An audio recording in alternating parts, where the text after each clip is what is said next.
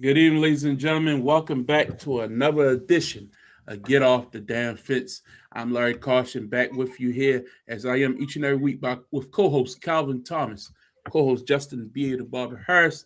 Gentlemen, how y'all doing tonight? Yeah, it's a good week. It's a good week. Outside of the ice and the snow and the wind and the cold, everything else good.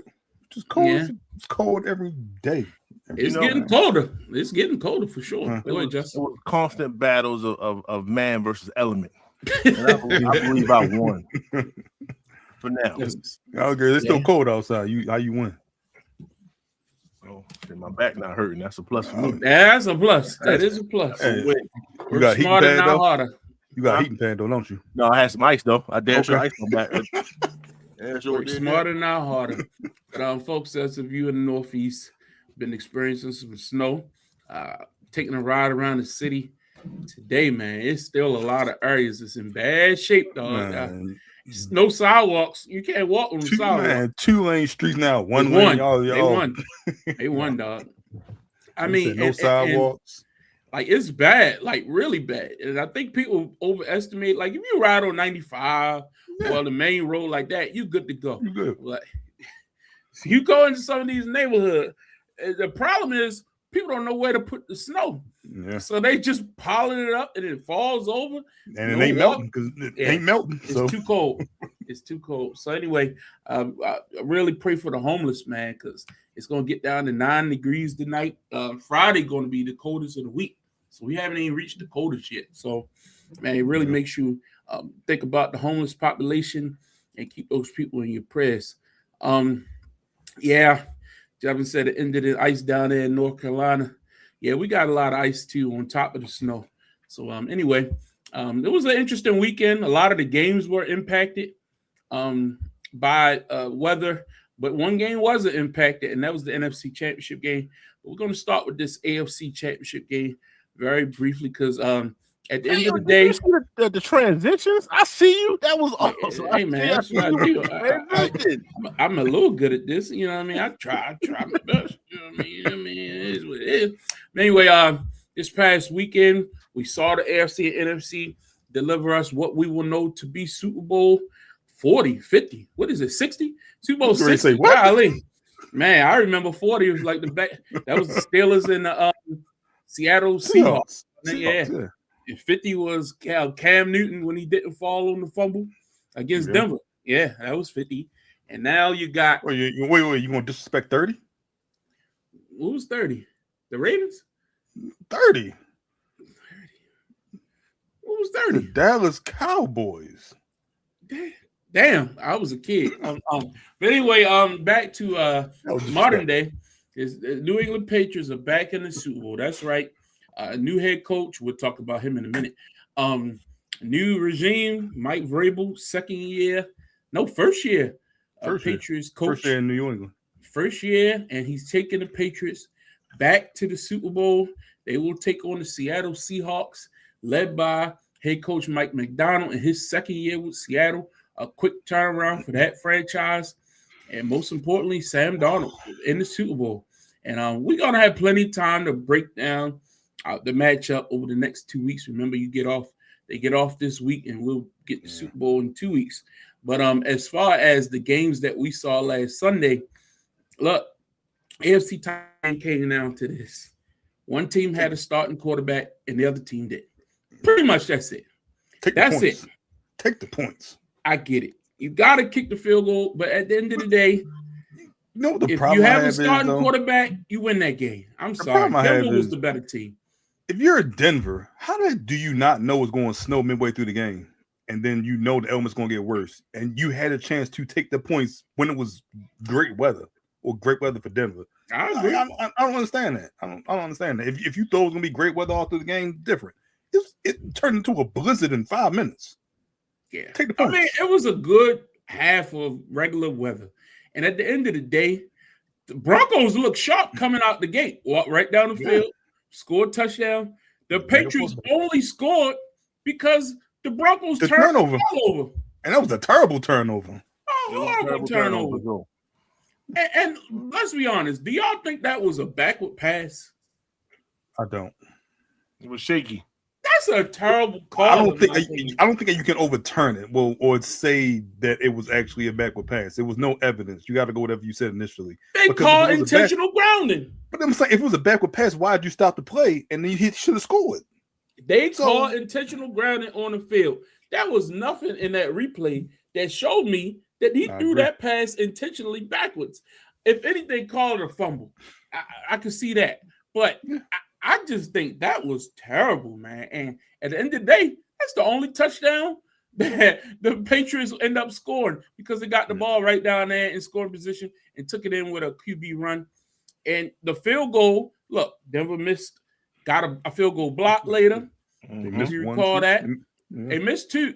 But one was blocked. Yeah, and the other one he just all out missed because of the element. So they had plenty of opportunities, but give the credit to the Patriots. They get a win on the road in Denver. That's a tough defense. They beat the Chargers, which was a good defense this year. They beat the Houston defense, which was one of the best defenses in the league.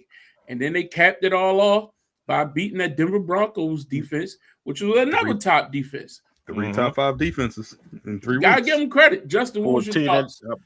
I'm about to say for a team that ain't play nobody, which was their thing all season. You know, I can understand the argument that Denver should have won. Like when you look at the eye contest, the eye test, it looked like they were the better team.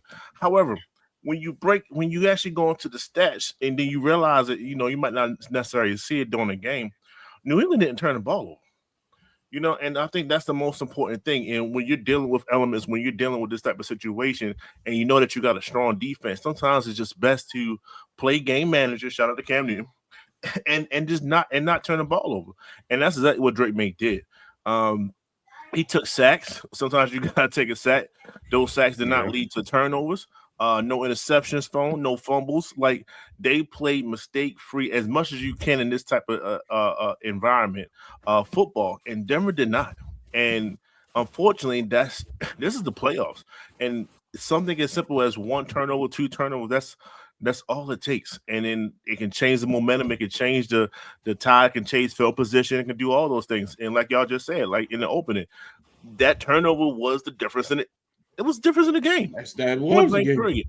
And sometimes that's what it is. So, I'm not knocking Denver. I think it was a little too one-sided when it came to the pass-run ratio, but at the same time, they was doing little dump-offs and things like that. So they was using that as their extended run game. So they couldn't even really get the running game going. It just didn't. They didn't have enough, I think, offensively in order to beat the Patriots. And like I said, at the end of the day, you turn the ball over, you lose the game. Simple as that for me. Calvin? Yeah, look, Denver, you go into that game with the disadvantage without Bo Nix. The top defense, they came out playing well. I think it was I don't want to put the entire blame on Sean Payton, but I just feel like you got to take the points. When you're down your signal call, your quarterback, points are at the premium, and your defense is playing well. You got to take the points whenever you can get them, especially with him playing that bad at quarterback, and in addition to the elements just changing on the fly, it went from decent and cold to snowy, windy, and cold, and points were just at a premium. And I just think if you take the field goal and you get into overtime, then who knows what can happen. But I'll give all credit to the Patriots, like Justin said. We talked about how they didn't play anybody all throughout the year. They only had one good win against Buffalo, and then they beat the Chargers at home. They beat Houston. Turn CJ Stroud over 4 or 5 times, and then they go to Denver and win an ugly game for the AFC Championship. And give Vrabel a lot of credit as well.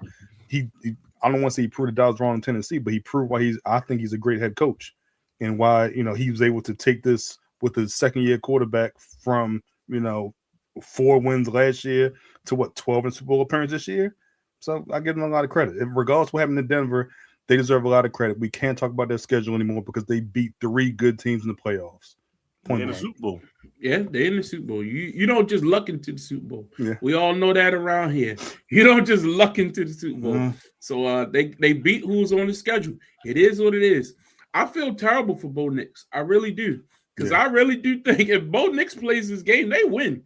Because if you just get mediocre quarterback play, they win that game.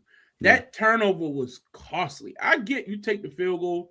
At that point, Denver was moving the ball pretty well. So I see why Peyton thought, hey, man, we can, but give New England put the more game credit. away. Yeah. That's what he was thinking. He could put the game away. Look at, when you go back to that play call, they had no shot because they had 2 free rushes on that 4th down play.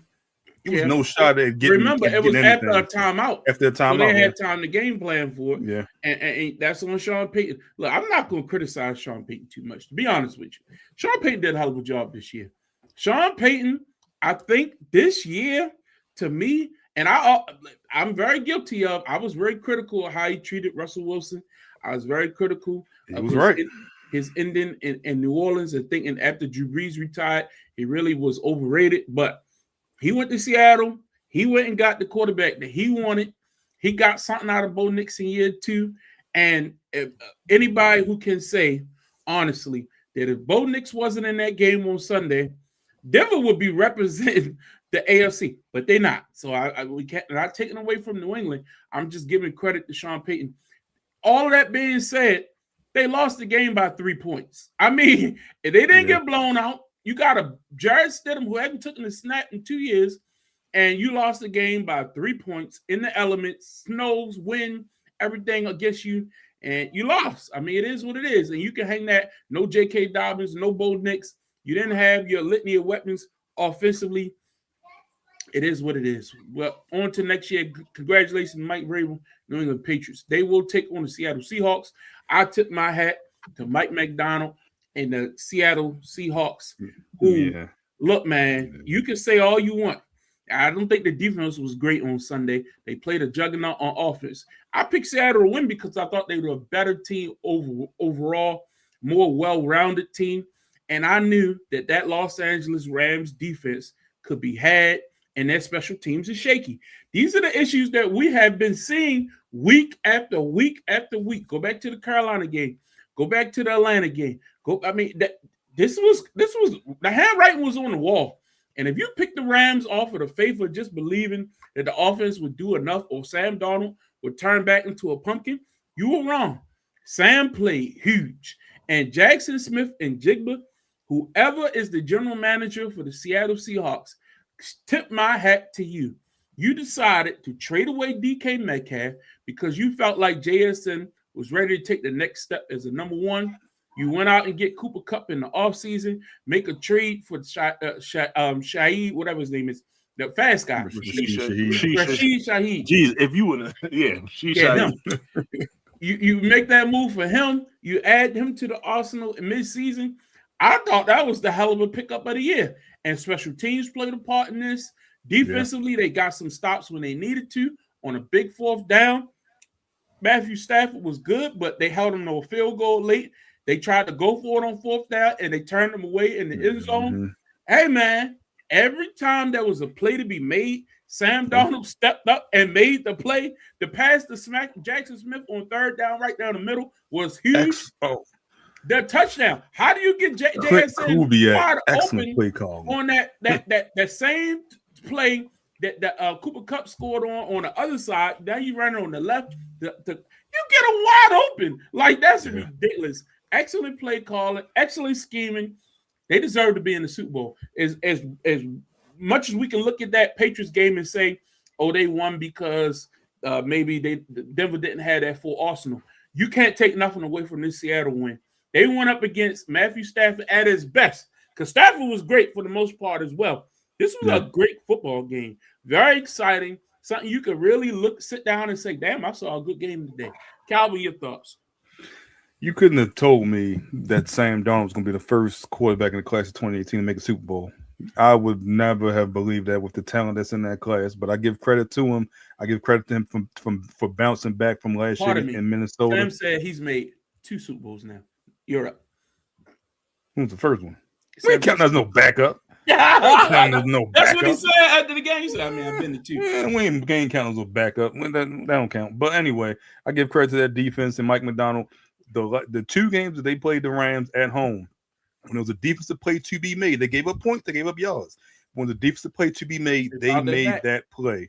And the offensive genius of Clint Kubiak to get JSN, your best receiver, wide open on the key touchdown the first touchdown on the corner, pure genius. You see why he's a head coach candidate throughout the league. Look, Mike McDonald turned his team around in 2 years. He got his guy at quarterback. He got Geno Smith out of there. You know what I think about Geno Smith. He got JSN, the number one receiver. He got rid of DK Metcalf, who was their number one receiver last year. Turned it over to JSN, who was at number 3 when he was drafted, even though everyone said he was the best receiver at Ohio State when he was there with Olave and Garrett Wilson. Mike McDonald's just a hell of a coach, man. And it's something we missed out here on Baltimore, but we see what he's done to the Seattle team, especially that defense with a bunch of young players as well, not including Leonard Williams, able to get up to the quarterback, able to go against these high-power offenses and win arguably the toughest division in football, the NFC West. You had 3 playoff teams. They all won, at least 12 games? That's crazy. As well. Mm-hmm. Give all credit to Mike McDonald. I had the Rams win this ball game, but they didn't make those key plays late. And Seattle showed on defense when a play is to be made, we can step and make that play. Justin? Once again, turnovers, baby. The Rams lost the turnover battle. And it's as simple as that. Like, this is I don't want to beat a dead horse, but at the end of the day, this is playoffs. This is playoff football. You have to play mistake-free football every Sunday until it's the Super Bowl. And then, so when I think about that, it's funny when you brought up the whole JSN situation. I was like, well, didn't the Rams do the same thing? They had Cooper Kupp, and then they was like, you know what? Nakua is our guy, and he had a phenomenal game. Both showing out. They was both doing their thing. It's just at the end of the day, Seattle made more plays. Seattle is the man. It's I guess it's hard to win in Seattle. I need to find a stat. How many teams actually won in Seattle when it comes to when they have a pretty good team in the playoffs? Because it seemed like once the fans get going, they got the 13th guy, 12th guy, whatever. Once they get going, and the fact that Mike McDonald is a freaking wizard, they just have what it takes in order to win the game. I didn't think they was going to win. I counted Sam Darnold out. I was one of those guys. I said, not today, not this week, not never. And he definitely proved me wrong. I'm glad I didn't put no money on that game, but that's just what it comes down to. Seattle's just a better team, and I thought that Rams was going to make a little bit more. I thought they was going to be able to run a little bit better. I thought they was going to be able to complete. I thought they were just going to win the game flat out, and they didn't. Seattle is they're a monster, and I'll be interested in seeing how we take the Super Bowl picks. But for now, I got to tip my hat off to Sam Darnold. He made a believer out of me.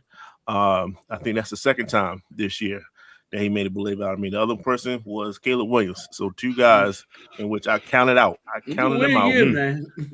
And he had a phenomenal year. This is not the Minnesota Vikings. This is not the Jets. This is none of those teams. This is him with Seattle, and he's comfortable, and he played like a superstar. So shout out to Sam Darnold. That's a lot of respect to that. Mm-hmm. So to your point, I think since the Legion of Boom, their playoff losses, I want to say they're all on the road. I can't think of a playoff loss at home. They beat Green Bay. I remember they lost to Atlanta that year. Atlanta went to the Super Bowl, but that was in Atlanta. I can't think of them losing the playoff game at home since the Legion of Boom. That's interesting. But yeah, this team in particular, look, they lost Charbonnet. They weren't at 100% running the game, but Kenneth Walker still played well. Look, I thought that they had a well-balanced game plan, and it's going to be interesting. Super Bowl in San Francisco. So the teams, I think they're going to travel well. They're going to have the fan base there. Should be fun. Again, we'll have plenty of time. Break this game next week. So we'll do our preview and our picks next week for the Super Bowl because they do have the week off. Let's move on. Bill Belichick got the news that he will not be a first ballot Hall of Famer. Look, when I saw this last night, I was like, that's very interesting. I get it in some respects that people like to hold things against people. We've seen this with certain players. You think, they're a Hall of Famer, but they don't deserve to go in on the first ballot. Maybe they did something off the field. Maybe they had some conduct that wasn't becoming. So these writers like to hold a grudge or a vendetta. So they decide, they'll get in, but we don't need to reward them by being first ballot. But come on. let's take a deeper look at this, guys. Like, this is Bill Belichick, the winningest coach in NFL history. 6 Super Bowl as a head coach, 2 as a defensive coordinator with the New York Giants, 9 Super Bowl appearances, 31 playoff wins, most all time, like, and second most wins in the history of football. I get it. Everybody's saying, well, remember Spygate, remember Deflategate. Okay, I hear that. So when Tom Brady comes up, when Tom Brady's time to be inducted, it got nothing to do with Tom Brady.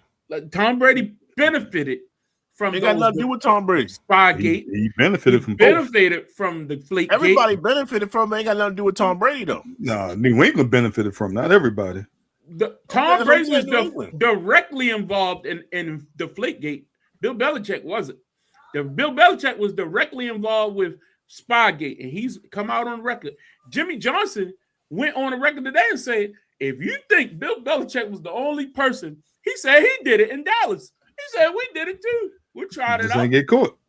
And technology was different back then. So, of course, they had to actually set up a camera in the top of the corner. Now, you just do it with your cell phone. If you think that people are not recording sideline signals with cell phones sitting up and saying, you can do exactly. People got Ray-Bans. They can just hit the button and record anything. Like, I just think this is such a foolish. Mm-hmm. Man, I'll hold up. Justin, what's your thoughts? I'm in disagreement with it. Let me say that. But at the same time, it was either going to be him or Kraft. It was going to be one or the other. Somebody got to be responsible for 2 things that they got penalized for. Deflategate was a thing. Spygate was even worse than that. You know what I'm saying? So somebody, the buck got to stop somewhere. And I think that's what the NFL, I guess the writers, whoever voted on them, somebody had to say, look, it starts with you. Does that mean Kraft gets in scot-free? Probably so. It's going to be Belichick. Same with Brady. All those Brady's gonna go scot-free. All those interviews where he was not necessarily the most friendliest and things like that. I mean, he was giving people the Barry Bonds treatment. Like, let's not forget that. And Barry not in. And Barry's exactly. So they take stuff like that to heart. So it's not fair. It's not none of those things. But I think these are worse, especially Spygate. It's one of the it's a worst it's a fact. So it happens. So not even allegation. It's one of the worst things in football. Period. Like, you got caught cheating, bro. No, it is what it is. So when you compare the logistics that's involved with Spygate, I wish people could really go back and research what exactly Spygate was. That was not like, oh, he was in the locker room listening to team meetings and stuff like that. He was just recording stuff. I get it. At the end of the day, I get it. But T.O. didn't make it first ballot. And I know you said his stats, and he got championships, but T.O. had every other stat besides the championship. He should have been the first ballot. They took it away from him. And he didn't have a Spygate. He didn't have a Deflategate. He didn't have any real issues other than the fact that he wasn't the best teammate. That was it. So if he already set the precedent for it, then I don't. What you want me to say about Belichick? Like, all right, so they said it. So what you need to do next year, Bill, is go ahead on and go to where you at now, North Carolina. Go ahead on to North Carolina and accept the Hall of Fame jacket in North Carolina. And you be just fine, just like T.O. did. And what is that, Chattanooga, whatever he was at, and he did it. Like, do the exact same thing. You need to find a way to snub back at the NFL. It's just, it is what it is. But hey, man, you should have been a more friendly guy. Maybe you would have got some people on your side. I don't think that's what it is. But go ahead, Calvin. Look, I completely disagree with this, and I hate the argument that I heard that writers thought that he was going to get in, so some of them start to vote for other individuals. Had nothing to do with the to try to get other individuals who have waited longer. I don't care, because being a first ballot means something. No. I didn't say I believe it. I say that's their excuse. Was the justification that the ones who put their name on it and say, "Hey, they changed the rules. Said we only could vote for a certain amount of people, contributors, not players, contributors. Coaches should not be in the contributor category, No, they or should be considered they like should players. not be in the same category as the ones who've been on the ballot forever and they on their last the leg. senior members, Yeah, whatever yeah. it's called. WSU, It's the first time on the Yeah, ballot. that's what they're saying. I'm not saying I believe it. That's what they're saying. But my point being, that shouldn't matter because there's some prestige about being a first ballot Hall of Famer. We know says that, and he deserved that for his years just in New England. Regardless of what you think about Spygate, regardless of what you think about Deflategate, they still won, and he's not the only person that cheated or attempted to cheat. Now, did you feel differently about it when it happened? Yes, because it probably affected your team. You thought that it affected your team getting to the Super Bowl, but at that point, they still had the greatest quarterback of all time. They still had a defense that he made. They still had they had the only undefeated team up until the Super Bowl, not including Miami Dolphins. So that's still on Belichick's resume. So how can you take that away from him and deny him something that he rightfully deserved to be a first ballot Hall of Famer? He deserves right to be pissed. He deserves right to spite them in any way possible going forward. And I'm all for the petty. I'm all for the petty. I would boycott it. I would say I'm good. Y'all cool. Look, and they just move on to the next one. They're going to crown Andy Reid the greatest of all time. They just move on. But he's not. That's the point. That is such. I'm writing what I want to write. NFL have stats for a reason. It's like saying Pete Rose ain't the greatest hitter of all time. I mean, you cannot put him in the Hall of Fame. We know who the greatest hitter of all time is. Look at the stats. Just Barry Bonds, the greatest baseball player in many of our eyes. He's not in the Hall of Fame. But we all know what we saw. We all know what we lived. And guess what? They want to be in the Hall of Fame. Pete Rose died wanting to be in the Hall of Fame. 100%. But Pete Rose bet on baseball. That's a whole different. I guarantee you, all those steroid dudes, all of them, Roger Clemens and all them, Barry Bonds too.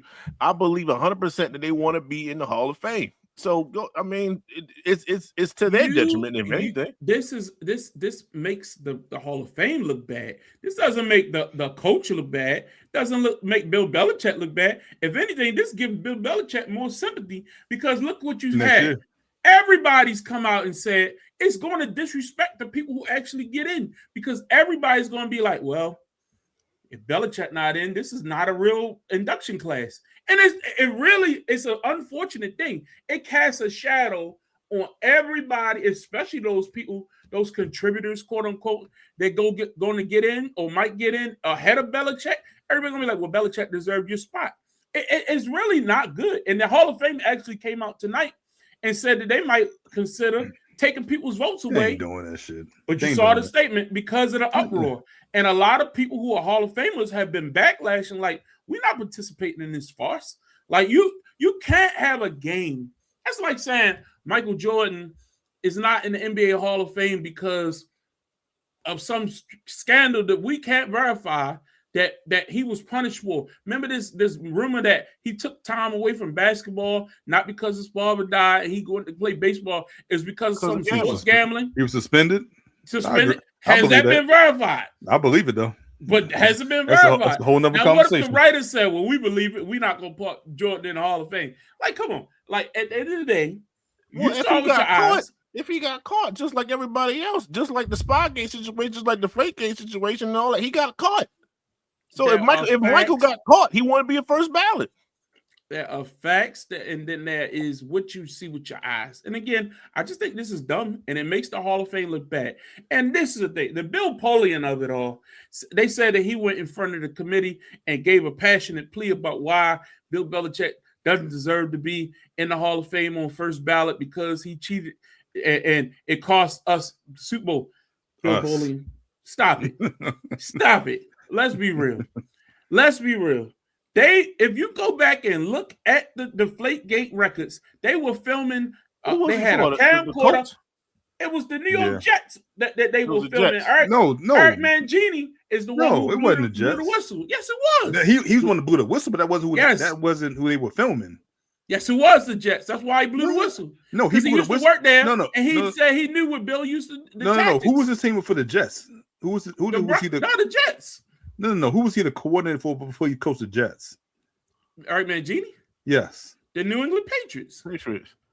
He was a Belichick. I didn't think it was the Jets that it was. He blew the whistle, but it wasn't. They weren't filming the Jets. Is what I'm saying. He He was No, he said himself, like he said, Bill, don't you do that to me. He said, don't do that to me. He said he saw and something. He did. He saw Bill filming one of their practices or something like, or had somebody up in there, and they were filming some of their signals on the side. And he said, Bill, I know how you do. I know the standard. I was part of it because Eric Mangini started in the video department. So remember, he used to be on the Cleveland Browns before they came to Baltimore. He was in that department when he was like a film boy or something like that. It was Eric Mangini who blew the whistle. He'll talk about it right now. I'm thinking, okay, you're right. I'm thinking about the Deflategate. It was during the regular season. That was good. Was the Colts. Yeah, that was the Colts because it was during the playoff game, wasn't it? Yeah. In the middle of the game. Yeah. Anyway, I just think, Bill, look, you can say what you want.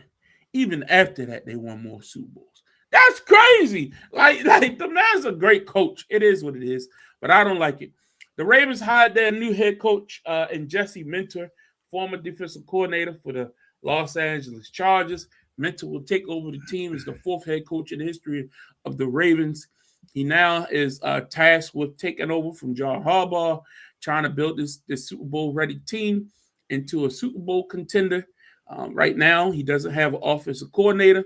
Haven't heard much on who's the leading candidate, but Minter has a good little time. He was at Notre Dame, started off, spent a lot of his coaching years under Harbaugh, either the big Harbaugh or young Harbaugh. He was either with John or Jim, one way or another. Had a little short stint at Vanderbilt, but for the most part, he's a Raven. You know what I mean? He knows this organization. So they didn't go and look for a different culture or all that other junk that we heard. They would basically stayed with the same coaching tree that we're used to. It is what it is. Like so that's the coach, Jesse Minter, head coach of the Ravens. Calvin, your thoughts? I think it's a good hire. I'm looking at what he did for that, like I said last week, for that Chargers defense, and how he got the best out of Oweh and how he got the best out of a lot of players that weren't as great elsewhere. It's something that I'm looking forward to what he can do with this defense. I want to see what he does with the coordinator position. I've heard the Mike McDaniels rumors that he's not going to the Chargers now, that contract is in the limbo, and that's going to have him in play for Baltimore as well. But I like the Minter hire. He has familiarity here. And like I said, when we talked about the press conference last week, you kind of tell that they wanted someone with familiarity. I thought they wanted somebody with head coaching experience, but they did go with the coordinator. But I like with the promise of what I can expect from Jesse Minter on the defensive side of the ball. If he can consistently have that group playing at a higher level throughout the regular season, if he can consistently have late bloomers and failed first round draft picks come and play well in his system, if he can continue to have defensive backs flourish in the system, then I think it'll be a good hire for Baltimore. But like I said, I want to see what happens on the offense. The offensive coordinator is going to be key, and it's going to be, if we can tell if it's going to be a good hire or a player favorite hire by how fast the Lamar contract is done and how this offense starts to go from there. But from this perspective, he was probably in my top three. Did they move a little bit faster because the Rays was sniffing in on Minter as well? Probably so. Did they want to interview Kubiak in person? Probably so. But I still like the hire overall. Does nothing for me, but whatever. It's the Raven way. I forgot you're a Giants fan now. I am. Does nothing for me. I'm good to go. I mean, I got some tough news today, but it is what it is. But yeah. I'll talk about it in a minute. But this is trash. Talked about it earlier. It's trash. This is garbage. Like, you say that this team is ready to win now. That's what you said. You said John Harbaugh couldn't get you over the hump. So y'all needed to go out there and get somebody who's going to get the most out of this team. We took it as far as we could go. That's what Steve Bisciotti said. And I can't be wasting years. Lamar Jackson hasn't signed a contract. Well, who's his offensive coordinator? Who's his offensive coordinator? So you go hire a defensive coach and you don't have an offensive mind lined up? Todd Monken, the last 3 years with Lamar Jackson. This year, notwithstanding because of the injuries, but he is MVP. Should have been MVP again last year. His numbers was even better in year 2. when he didn't win the MVP than they were when he won the MVP. And you don't retain Todd Monken, but you go out and get a defensive guy who, look, if you wanted to hire Jesse Minter as a defensive coordinator, I wouldn't be mad at all. That's a great hire. But as the head coach, and you don't bring in an offensive mind that's going to get the best out of this offense, and you haven't led me to believe that there's anybody left. There's no Brian Daboll out there. There's no, who's the guy? Who is the guy? It's Clint Kubiak, who's in the Super Bowl right now. Is he going to leave Seattle and the great situation he got going on to come to Baltimore to be the offensive coordinator, or will he have left to come to be the head coach? So what kind of sense does it make to go and hire Jesse Minter when you could have waited for Clint Kubiak if you're going to get the best out of your quarterback in this offense that you're telling me is ready to win now? Because I want to show y'all what's ready to win now. Baltimore Ravens have $8.4 million in cap space this year. They are set to let go damn near the whole team. Have y'all seen the free agent list? Have you seen all the people who about to walk out this Super Bowl ready team? Like some of the moves the Ravens going to have just to fill the team this year. So what are we doing? What are we doing? And you got to re-sign Lamar or restructure his deal to try to get that number down to more. Who you bringing back? Apparently, Linderbaum probably be gone. Marlon's gone. It's going to be a rebuild in the making. Marlon adds more cap space. Linderbaum's going to New York. We know that to be with Harbaugh. Is this a Super Bowl ready team, Calvin? You tell me. They don't play a game until August. Like it's this 7 months from now. What we can't. There are 20 things that are going to happen between now and August. They're going to hire offensive coordinator. They're going to get a new center. They're going to conduct the draft. They're going to have free agency. They're going to have rookie minicamp. They're going to have all this stuff. They're going to redo Lamar's contract. Right now, as constructed right now, if this team, who's the offensive coordinator? Tell me that, and I'll tell you. I'll give you a yes or no answer. I don't know that, so I can't say yes or no. But what I'm saying is that this is the same team that we had high expectations for coming into last season. It's not the same team. What's the difference? Oh, because of Harbaugh? 100%. If you would have said because of Monken, I'd have said okay. It's both. If you would have said because of Monken, I'd said okay. But you said because of Harbaugh. You telling me if Todd Monken wouldn't have been forced out the door with John Harbaugh, he wouldn't still be the offensive coordinator under John Harbaugh this year with Lamar? Of course he would. So that's my point. Like you upset the apple cart for no apparent reason when we can look at it and just say that Lamar was hurt this year and was a down year. Let's rebound and get back together next year. Why blow up the whole thing? Because it's so firing the head coach is blowing up the whole thing. Because if they kept Harbaugh, they still would have a number of roster moves anyway. That doesn't change anything. Wait, let me having a Harbaugh or not having Harbaugh doesn't change that cap space right now. Let me ask you a question. Do you think Monken would have had head coach admirations if Harbaugh still's here? No. Yes, he had head coach admirations 2 years ago when they went to the AFC Championship game. He would not have taken that Browns job. That was the job. Okay, I can work with Shador. I can work with Lamar. You can't say that. Because every assistant head coach wants to be a head coach. Every assistant head coach wants to pay that. They want to run their own. You can't say he would not have taken that job. Okay. If offered. Okay. Justin, your thoughts on the I'll say this quick. 2 years ago, the Chargers had a top 10 defense. And then this past year, he had a top 10 defense. He didn't necessarily make it the top 3 defense overall. So he just pretty much stayed the course. They were top 5 this year. And what then you go 2 years ago. The Chargers. 2 years ago. Yeah. 2 years ago they were 10 this year. It's not like he made a significant improvement on the defense. They was already good. So I'm just 10 to 5 isn't good. When you already top 10, what you go from 7 to 5? That's not from 10 to 5. That's not a huge leap in my opinion. It's good, but I'm not going to knock all that and say this is your guy. Yeah. Like then you're expecting the Ravens to, I guess, be defensive minded going into this offseason, defensive minded going into the draft, defensive minded. Like he's going to want what he's good at.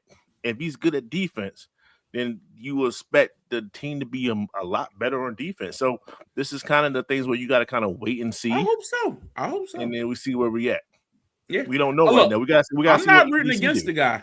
I'm not excited by the hire. That's all I'm saying. It's a safe hire. You know what I mean? I don't think Lamar's going to be like, yeah, man, I'm excited. I do think I did a disservice from not interviewing Kubiak though, because he's a part of your family. They interviewed him. They did interview him in person. They didn't interview him in person because they couldn't, but they interviewed him. I guess they weren't impressed. Well, anyway, the rumor was they wanted to meet him in person first before they made a decision, but they would have lost Minter because he would have went to Vegas. That's the rumor. So you got your guy. So they would have had to wait. They had to wait. I don't even know if they could. Can they interview him this week? I don't even know if he got. You got to wait till the Super Bowl because he made the Super Bowl. But anyway, again, you got your guy. I'm happy if y'all happy. I'm just saying. I think the disconnect I'm having with certain fans, and I'm not saying you, Calvin, but every time I talk, you feel like you gotta be the voice of every fan out there. But I'm not directly talking to you.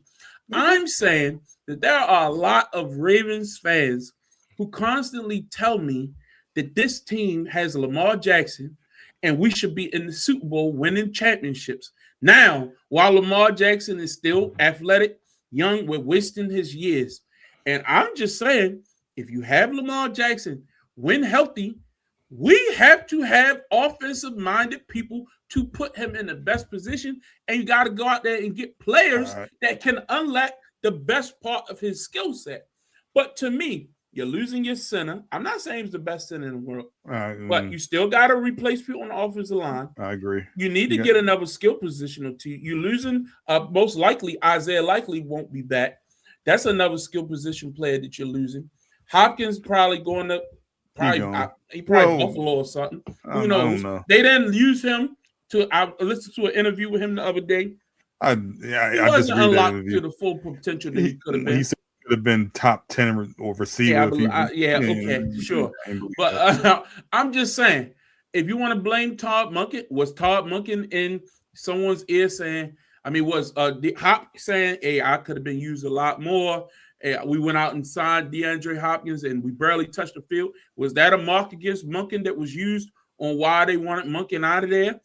Was that one of his downfalls? Look, I said here on this podcast at the beginning of the year, Justin said the Ravens needed to run Keith Mitchell a lot more. I said Derrick Henry's your running back. I don't want to take the ball out of number 22's hand. By the end of the season, what was the biggest knock against Todd Monken? He took the ball out of 22's hand and put it in Keith Mitchell and Ali for some reason because wasn't healthy. Justice Hill wasn't healthy, so we had to resort to a third down back in Ali. And again, we all were a lot of people were saying Keith Mitchell need to be used more. Keith Mitchell need to be used more. I remember it. He was being using him. He wasn't getting eaten. He wasn't eating up like he was 2 years ago. He wasn't. Let's call it what it is. He came back healthy, but he wasn't as explosive as we saw him initially a couple years ago. And Derrick Henry was just a better back overall to be utilized a lot more. He was second in the league in rushing, could have won a rushing title. It's not like we didn't run Derrick Henry. That's not my argument. My argument is I need to see what is this offense going to look like for me to feel some type of confidence that hiring a defensive-minded coach was the right move to make.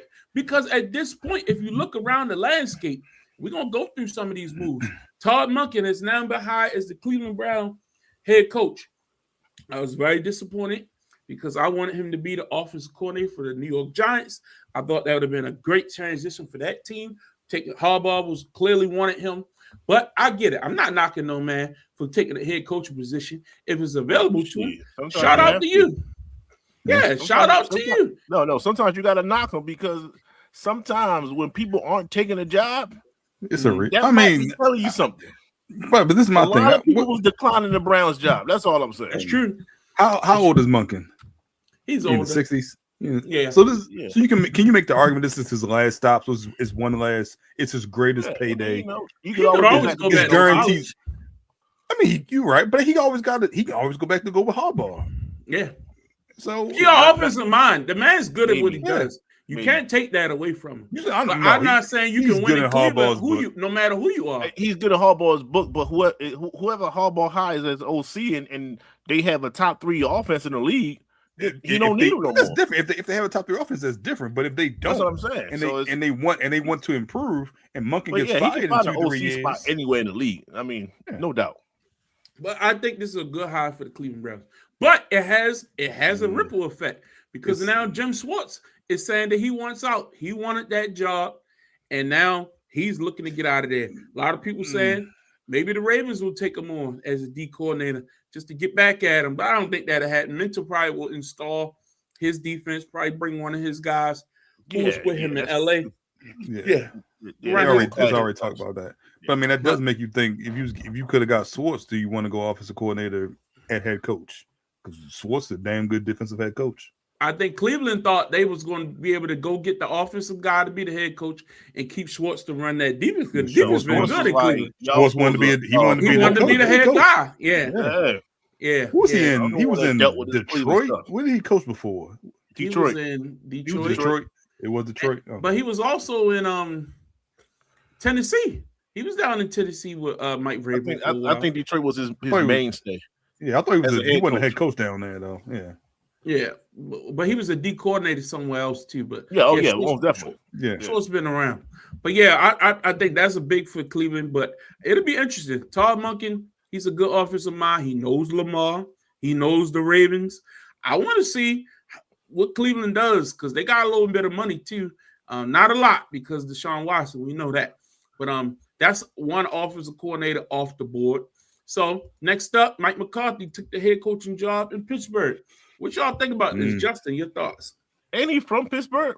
Yeah, he's from Pittsburgh. He started crying and everything at the press conference. Yeah. I mean, like I said, stay me with the tears. I don't need all that as a grown man. But it's a very similar hire to Mike Tomlin. Like I know he's an offensive guy.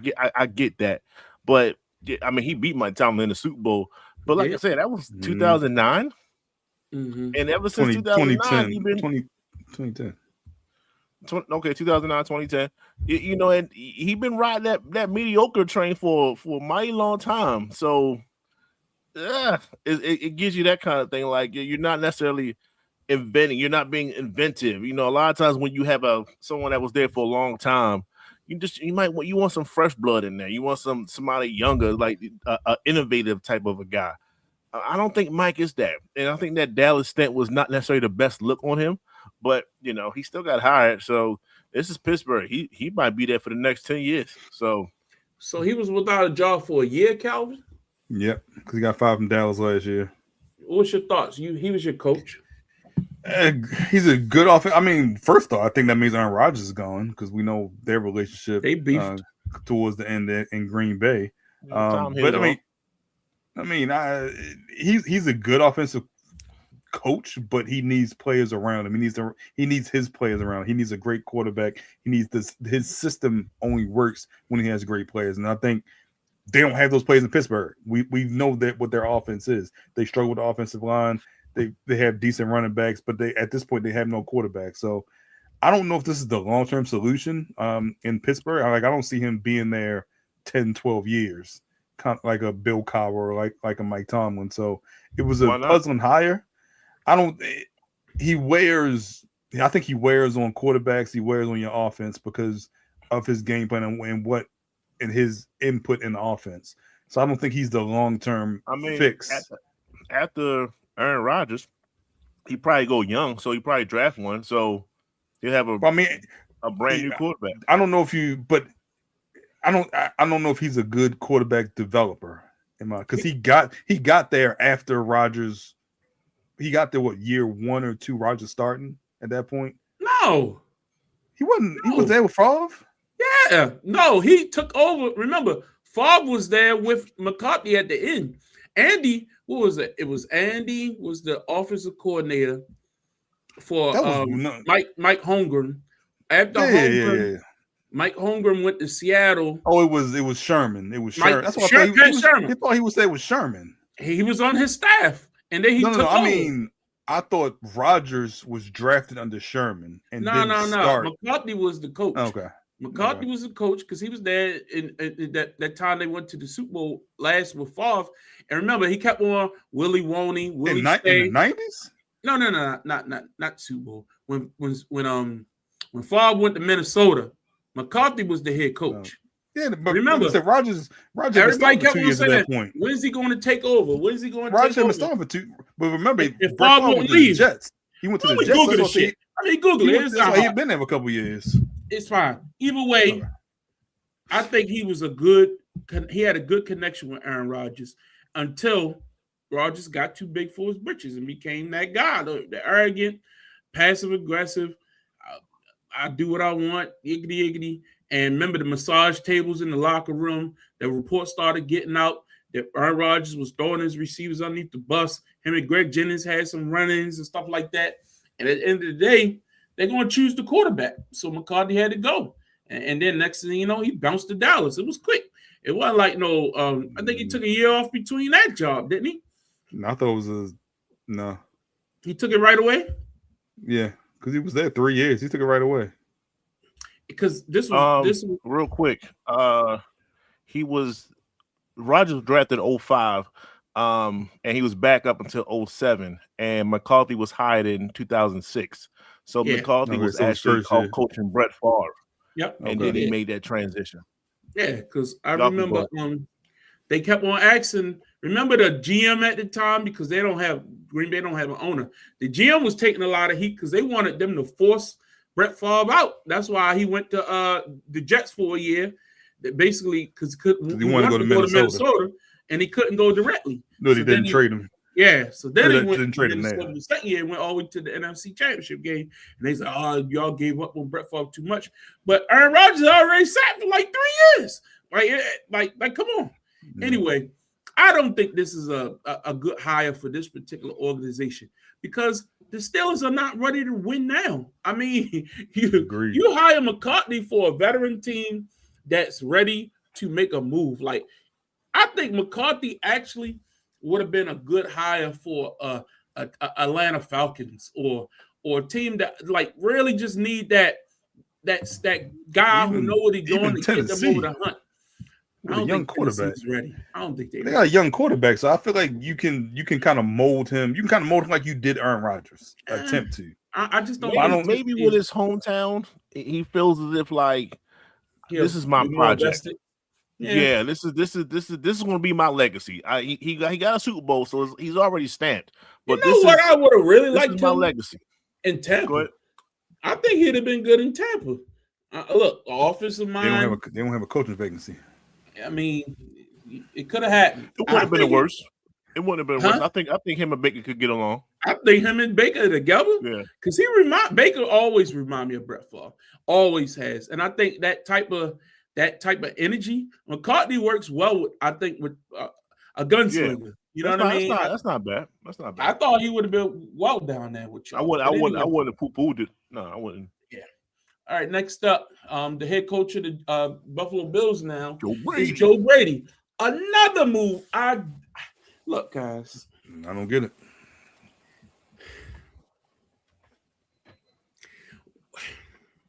So I listened to the owner say, right? Mm-hmm. He said, we drafted Keon Coleman because the coaches wanted Keon. They wanted him. People say it was Joe Brady who wanted Keon Coleman. So you throw Joe Brady under the bus. You throw Keon Coleman under the bus, indirectly try to blame it on the head coach who you fired for no reason. And then you retain Joe Brady as the head coach. This has to be a Josh Allen. I was going to say this. Has to be. This is what this tells you. Josh Allen wanted former head coach 100%. Out, and he wanted Joe Brady. This is 100% a Josh Allen move. He deserves the praise or the blame for it if it goes good or bad. Is no other way to spin it. Now, I will say, I don't know if Josh Allen wanted Sean McDermott fired. I don't want to go there. You can take it there, Calvin, if you want to. But I'm thinking somebody had to go. Somebody had to be accountable for that loss. No. This is my let me defense. Real quick. I'm thinking after they made the move and the reaction to the move, Josh Allen went to ownership, and said, I'm not cool with this. This was not right. And the only way to keep him happy was to keep his offensive coordinator. That's my thought on it. That's what I think. I don't think Josh Allen told the owner, fire Sean McDermott. I don't think he's the right guy. He didn't say that. I don't think he said that. I don't think he gave him a thumbs up or a letter of approval, something like that. And I think when Brady his name started to come out for other OC coaching gigs, even the head coach of Cleveland. Now it's kind of like, well, how do you feel about this job? No, I want to keep him. So the only way you keep him is to make him head coach. So this is 100% Josh Allen. So what you're saying is 100% Josh not Allen only did the NFL make rules for Josh Allen, now his own team is bending over backwards to keep Josh Allen to appease him. Yes. Okay. But what does that tell you 100%. about Lamar Jackson then? That means you hated Todd Monken that much that you was fine with Harbaugh gone, but you want a Monken gone. I need answers. I don't. That's the one I don't get, because if Harbaugh died on the hill that he wasn't going to fire Monken, why didn't him and Lamar get along? I didn't even know you that. You had your two most successful years under Todd Monken. I'm confused. In back-to-back MVP years, in my eyes. I agree with that. I agree with that. But Josh Allen, he stood on the hill for Joe Brady. Oh, yeah. Brian Daboll was a candidate for this job. And they said no. Joe Brady's and who was Brian Daboll? His former OC. That's my point. So something's not, I'm telling you, I always going to circle this back. These two jobs are linked to me, the Ravens and the Bills. They are very similar in how things went down. There's something that doesn't sit well with me. And the fact that Lamar Jackson is sitting here on January the 28th without an offensive coordinator does not sit well with me, Calvin. The only thing is, you can't hire an OC before you hire the head coach. So, and from what I've heard, McDaniels and Kingsbury 1 and 2. But it appears Kingsbury is the guy. No. I think it's McDaniels. No, McDaniels took the job. Well, so the report came out that he hasn't signed with the Chargers for whatever reason. He had his press conference and everything. He did? Okay. Okay. That's done. Yeah. Well, he's done then. Yeah. So it's got to be Kingsbury then. Unless it's something else that I'm missing. Someone else. But I'm pretty sure he has the only one left. Coordinator. Yeah. But if I'm Cliff Kingsbury, and they just hired Jesse Minter as the head coach, a young guy who ain't going nowhere, I got aspirations to be a head coach again. But if that's the case, you come here, you improve the offense, you get to be another head coach. But that's another. I think that's my problem. I see what you're saying, because you want stability at OC coordinator position, and I understand that. But I think we talked about this a lot last week. The Ravens typically lose your defensive coordinators. Their OCs for the most part have been stagnant and stayed here. You've had Monken for years. You had Cam Cameron for years. The only one that left was Kubiak, and he went back to Denver. That was the only reason, because he said that was his dream job. So I understand what you're saying, but I think if you get Kingsbury and you get I forgot his quarterback coach in Arizona. I forgot his name, but he's still a quarterback coach somewhere else, and you have that system installed here, then you kind of have a line of succession for that OC position. So I'm okay with that. I'll wait and see. I'll wait and see. Because look who else need an offensive coordinator now. The New York Giants. The Las Vegas Raiders could easily hire him as a head coach. I don't think Kingsbury is still out there as a head coach candidate. I don't think they hire two positions Kingsbury. open. Yeah. Who they gonna hire? I thought they were going to Daboll. I thought they were going to Daboll took the offensive coordinator position down in Tennessee. Oh, he went down. Yeah. So anyway, Mike McDaniel got introduced yesterday in a press conference. He took the Chargers job. He pulled his name from the Browns consideration, and he's going to be working with Josh Herbert. He spoke about how it's a great honor to work with Josh Herbert. He was high on the draft list when he was down in Miami. He could have possibly been his quarterback down there. Remember that fiasco. But McDaniel was a great offensive mind. We know that, look, Jim Harbaugh loves to run the football. He had Greg Roman as his offensive coordinator, basically at every job he's ever had. If you go back and look, every NFL job, San Francisco, his time in the Chargers, he's only had one offensive coordinator, and that's Greg Roman. So for him to go from Greg Roman to Mike McDaniel is a big shift. We know McDaniel's like quick passes, but he also like to run the ball too. So I think this is a great move for the Chargers. Justin, what's your thoughts? I felt some kind of way. I'm not gonna lie. I really wanted Mike in Tampa Bay system, but it's okay. He chose there. It's LA. Why wouldn't you? But of course, he's going to bring an offensive game to a beautiful game plan. What he got in Miami was pretty special for a couple of years. And even when it was kind of getting a little bit predictable, it was still pretty potent, especially out the running back position. So, I expect to upgrade, uptick in stats when it comes to that running game. Trying to take the pressure off of Herbert just as much as possible, because Herbert's going to Herbert in the playoffs. So you got to be prepared for that throughout the season. But more importantly, I was trying to see his end game. I was like, Tampa Bay gave him an end game, and I'm not just saying it for Tampa Bay. It was just he's a head coach. It's just he needed to take a year or two off. I get that. So I don't think it's Jim. Jim's not going to go anywhere. So.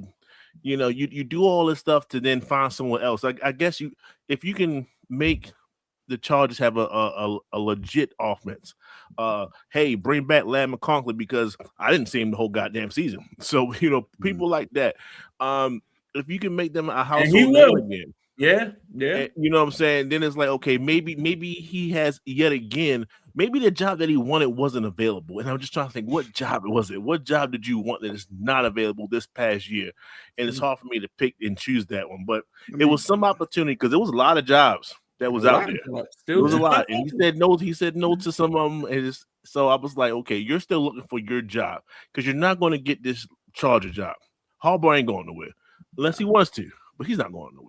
So that was my main thing. I'm trying to think that much. That was my viewpoint. Is like, where do you want to go that you're just going to sub this 1 year as an OC and make Herbert maybe be the top tier quarterback? I don't know. I mean, he does have a cannon. It's not Tua that we're talking about. I know you like Tua. That's a good point. That's a good point. I'm not taking that away. He's gonna push the ball 20, 30 yards down with ease, in a sense. So we'll see what that looks like. But yeah, I'm just trying to see where's the end goal is going to be. The only other thing I'll mention, that's a great point. You can make the argument, I guess the Ravens were the best offensive team that had a coaching vacancy this offseason. Buffalo. No, I say the Ravens because you had Derrick Henry and you had Lamar. So, I mean, if you're an offensive head coach, you're Stefanski, took the job in Atlanta, but you're Mike McDaniel, you're going to wait for you're at least going to wait for a team with a quarterback, with an established quarterback outside of Buffalo and Baltimore. But I agree with everything you said. He's wants to track to become a head coach. He didn't like his options. He takes the best OC position that was available at the time, because we had a head coach and OC position available. He must have known he wasn't getting the Ravens job. I think he already had that inkling. He had been here for an interview. I told y'all I saw him in the airport a couple weeks ago, the day he interviewed. So, see, I don't know. I don't know if this was the best OC job available. You look at the time. Why didn't he take the Detroit job? The Philly job is still open. I think people forgetting that. Philly OC job is still open. Detroit OC job was still open when he was out there. Yeah. Well, no, but the Detroit gig wasn't open at the time, right? It was open. Remember, Dan Campbell was calling plays at the end of the year. He was calling plays. They didn't know. Imagine Mike with that offense. That's what the people saying. That's what everybody said. But they said that he didn't have that philosophies didn't match him and Dan Campbell. That makes sense. But he runs the ball. That's the part I don't understand. Like, I think he would have unlocked them running backs and really got the most out of receivers. I think he would have been perfect for that. Even looking back, I don't remember him running the ball previous as much as he did this year. H-Chan was eating. And before that, when he had Mostert, he had 3 or 4 running backs down there. H-Chan was eating last year as a short yardage guy, though. No, they had the guy they got from San Francisco. I can't think his name. He had like a litany of backs, and H-Chan came out. He was the third down back, remember? And then he took over. Like, I think running the ball was always key to that offense. Anyway, I'm interested to see, because isn't the Ravens' old defensive coordinator still out there too? He interviewed there because they not fired defensive coordinator. He was Anthony Weaver. Anthony Weaver is still out there, right? He was Miami's, but he was his D coordinator. He's still Miami's D coordinator. They retained him? Yes, he's on interviewing for head coaching gigs, so he's still on the contract. They haven't let him go. Okay, so typically when the head coach is gone, the whole staff is gone. They hadn't let him go yet. I guess they're going to wait for the new head coach to do it. Yeah. Anthony Weaver is leaving the Dolphins to become Cleveland Browns defensive coordinator. Right now? Okay. That must have just happened. That's a report that I got. So we see if it's official or whatever like that. Okay. He worked with Monken 2 years ago. Because Jim Schwartz he got a relationship with just Monken. said he wanted out. He's under contract. I didn't know. He got a relationship with Monken. Yeah. But anyway, I can say a lot. I'm not going to keep him getting on these Ravens. But like I say, you said Cliff Kingsbury. Let's see if that comes to fruition. I think it's Kingsbury, or I forgot the coordinator in Chicago. It's something Doyle. I can't remember his name. Man, the coordinator in Chicago name is Ben Johnson. Let's stop with this bullcrap. Mm-hmm. And that's like Sean Payton the other day got rid of his offensive coordinator. Andy Reid? Like, come on, you know who called the plays there. Like, but I don't know what he was before that. I don't know if he came from Detroit with him or not. So I can't. Let's move. But I heard his name mentioned to the NBA. Giannis Antetokounmpo. The word is that he basically has officially entered the trade block. The trade deadline is February the 5th. That's vastly approaching. Giannis is out, though, with injury. So I wonder if that will impact whether they decide to move him in the summer or try to get it done before the deadline, and who those suitors would be. A lot of inconclusive information out there, but Shams did come out today. He was on ESPN saying that it is official that the Bucks are shopping him officially now, as they were denying it in the past. But Giannis has finally made it known that he's willing to go. So if you had to pick right now, what's the destination? What's your thoughts, Calvin? I'll start with you. Look, I've always said OKC should be the leading contender because they had the most to give up. I think Houston is going to be the team I'm going to say is the destination. They have the pieces to give. They have draft picks. They still have one or two of the Nets draft picks. They don't have this year's, of course, but that looks a little bit better. They have some Phoenix draft picks, and they can make the salaries work. The only thing that holds it up is the fact that you don't know how Giannis is how healthy it's going to be the remainder of this year. And with Kevin Durant, you're in it to win it every year that you have him. So that includes this year. I'm happy that Giannis finally spoke his mind. I understand that there was a lot of frustration with him and booing the fans and him responding to how they booed the players a couple weeks ago. But I think my top destination for him is Houston. I still would like to see OKC. It gets really difficult anywhere else because even though he doesn't have a no trade clause, he still wants to win, and he can opt out of his contract after next year.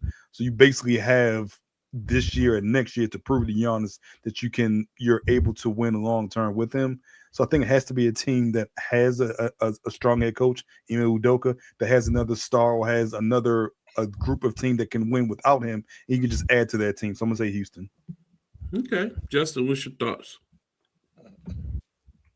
Apparently, he wants to go to New York. He wants to go to Miami. Miami though, and I don't know how this team got involved in it, but Atlanta? Toronto was also Toronto. That's the RJ Barrett thing. It's a 3-team. Maybe there's a lot of Nigerians over in Toronto. You know, that is a melting pot up there. I'm not gonna lie, it definitely is. But no. I mean, of course, I'm going for the New York side of things, and it's just, I've been hearing some stuff lately, and it's just it's everywhere. It's everywhere. But he has to say that he wants to go. He got to say where he want to go, man. I don't. This is the part of Giannis that bothers me. Yeah, but I need to hear that. Like I need to for the reporters. I need him to sit down in front of the reporters and say that's my destination. but then again, that won't get done until next year. I don't think that gets done in the during the season. I think he's traded by the trade deadline. If it's to New York, I think they wait. Oh, to no. If it's y'all, if it's somewhere else, then maybe. But then again, like you said, you want to keep Giannis happy. So wherever you go, you gotta have a winning now squad, and that's what he wants to do. He wants to win. There's some teams that I'm hesitant for. Like I don't want San Antonio to get him. And they had pieces. I don't know if they're going to do this or not because they're already like number one. But OKC can make a move because they had pieces. They had draft picks. So when it comes to the team aspect of Milwaukee, what I want to return, can I get a Chet Holmgren back and plus a hella draft picks? Yeah. You hear me? Like that might be something that intrigues Milwaukee. If I'm from San Antonio, I'm like, all right, I can give you the Ricketts Castle and 2-3 others plus some draft picks. Yeah, I'll take that. So it's one of those things where that's why I need Giannis to say, hey, I'm due for an extension and all those things. So, y'all can put me any team you want to. You're going to be in the situation next year. So, I'd rather play for New York. I need him to outright say that. And then we can finagle Milwaukee and give him what we need to give him to make this deal done. But if that's not the case, there's better deals out there. It's just point blank period. So that's just it is what it is kind of a thing, But Giannis is, he talked about other players going to different places, and it's funny he sees himself in the same situation now. It always comes back. It always comes back. You can't expect the organization to, and they tried. Milwaukee tried to acquiesce to his demands. I mean, his brother is still on the team. Like they really tried to make him, I guess, quote unquote, happy. It's just a lot of people don't want to play for Milwaukee, dog. It's just it is what it is. So, it's nothing to be said when it comes to that. I wish him the best, and if he does come to New York, I hope we don't do the Melo situation all over again. Don't gut the whole entire team in order to get him. I want him at that point. Just 1 or 2 pieces, and I'll be okay. Well, if I'm the Spurs, I make the move. I think I respect having young talent.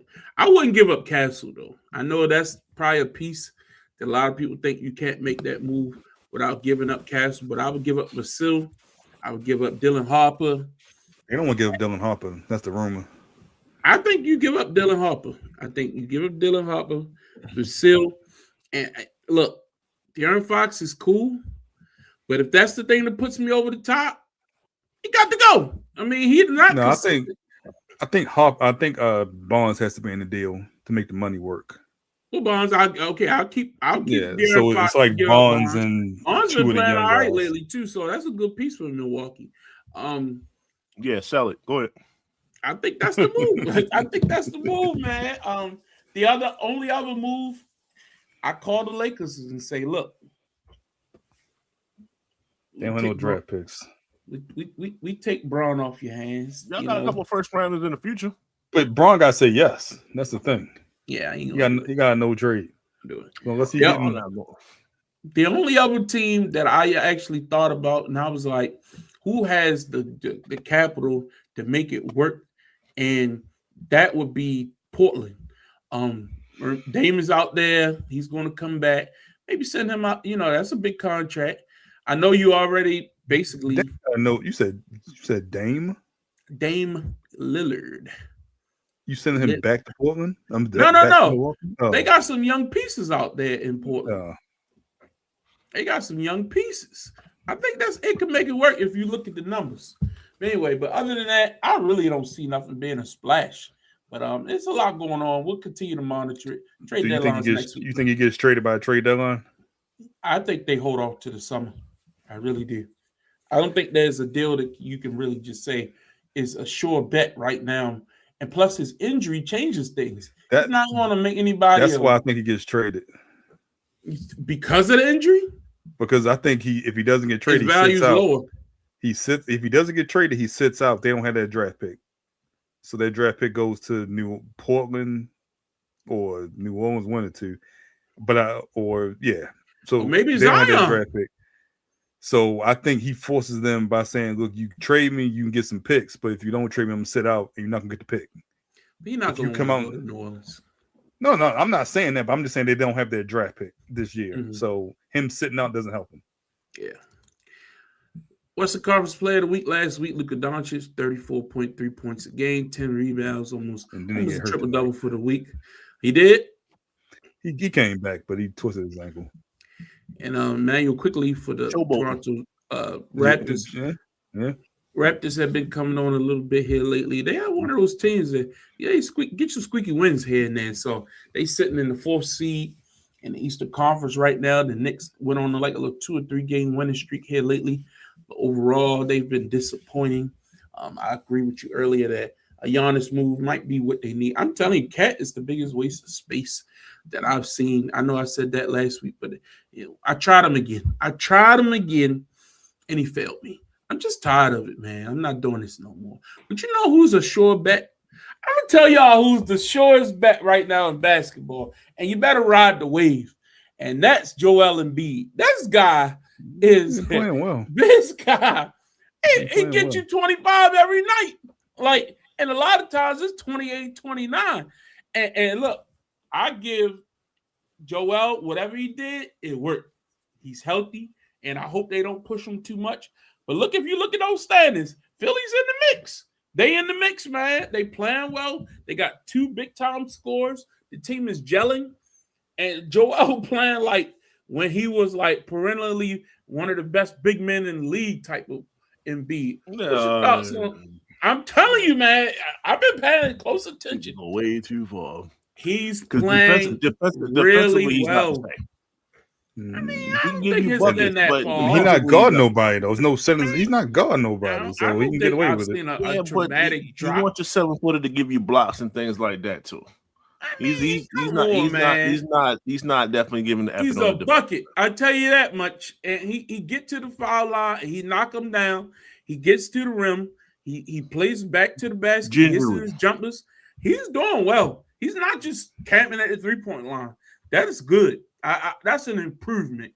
And again, that 1-2 punch, they playing well out there. Maxey still not playing at the high clip that he was early on, but you're not when you're going to have your big man back playing at the high level that he is. I'm liking what I'm seeing in Philly. Calvin, your thoughts? What you been seeing? Yeah, I mean, they've been playing well. I think more importantly, like your Paul George been playing as a role player. Kelly Oubre stepping up. One night he's guarding your best defender. One night he's scoring like 28 points. And you got the rookie and VJ Edgecombe who started off hot, but has only been needed to fill a role with everyone back healthy. And I think the most important part, they're healthy. Paul George and Joel Embiid, 2 of your best 4 players are healthy, and they're so deep that I don't need you to play 35, 38 minutes. Yeah. You could play 29, 32 minutes, and we'll just keep this thing moving. So they're a pleasant surprise, but they gotta stay healthy. Like if you tell me they're gonna be healthy the rest of the year, I like them. But I don't think that Paul George and Joel Embiid are going to stay healthy. I think you're going to go back to relying on Maxey, relying on Edgecombe, these young guys, and that's when the inexperience kicks in. But right now, going into the All-Star break, they're playing as a team that could do damage in the playoffs. Justin, what is sticking out to you in the Eastern Conference? Detroit is maintaining their lead. That's concerning. They are a very physical team. Concerning. They play. I mean, Cade is that dude, man. And I try to let people know. Yes, he is the best point guard in the East. And you know, Boston. I'm looking at Boston. I circle Boston.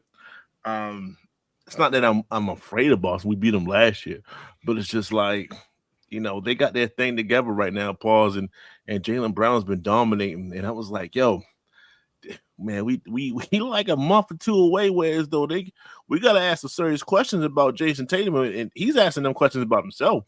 He's literally debating whether he should come back this year or push it next year. And being number 2 overall, you know, if they get the top 3 seed in a sense, then second round, first, you know, like those questions got to be answered, and you got like an all NBA guy that can be coming back to your team. That's that's kind of scary in a sense. So clearly he's not going to come back as being an All NBA guy, but it's just like, He'll come off your bench and give you some quality. Jason Taylor coming back healthy in a sense. So that bothers me. You got a first team All NBA come back. You're gonna give him 35 minutes if you coming back. I mean, you can ease him in, is what I'm saying. Yeah, like I said, they got options with him. They got options with him. Hey, play well. You don't want to upset the chemistry. That's a fact. So it's interesting. Some of the I guess the second half of that, the 6 through 10, I'm not including Philadelphia. Just that Miami stretch to Atlanta. They are who they are. I don't think no one's really worried about them per se. But it's the other side, and we see how we'll adjust the position as we head towards the end of the season. But definitely the top two seeds are. I'm looking strangely at them. Like, yeah, they still doing their thing. Calvin, I know before the season you projected that the Orlando Magic would be the surprise team of the year, and that Paolo would be an MVP candidate, guy to take the next step into superstardom. We're almost at the All-Star break here, and pretty much, I know we always say All-Star break is the halfway, but it's really not. We're almost at the end of the season. What's your thoughts on what you've seen out of Orlando thus far? Disappointing. I thought Bane would be a seamless fit, but they've been up and down throughout the year. I expected Paolo to take this next step, and he's just kind of stagnant. I heard comparisons to like Shareef Abdul-Rahim, which I'm like, that's. I mean, just in regards to the stagnant of his stats and how he just doesn't make good teams great. Just kind of rides the wave. So, can I make a very, very astute point? Anthony Black probably is the most consistent player on that whole team. Agreed. Like, it's ridiculous. Like, Wagner, like you get nothing. Yeah. Like, go ahead. Yeah. But yeah, I agree with you. But I don't know if it's coaching. I expect more from Wagner as well. So, but at this point, they still have time to make a move.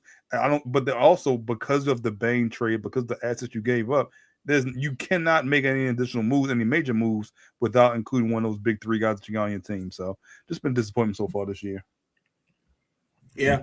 What is standing out in the Western Conference? Let's move on over to the other coast. One thing for me, Denver playing well without the big fella. I mean, Jamal Murray, tap your head, tap your cap to tip it. I mean, and look, playing well, man, keeping them right where they need to be. That's very, very interesting, and we'll continue to monitor that. Justin was standing out. The fact that San Antonio is still top three, I said it was going to definitely make the playoffs and all those things, but I think they are maybe a bit ahead of schedule, which is a good thing for them. So I actually expect them to maintain the top four seeding.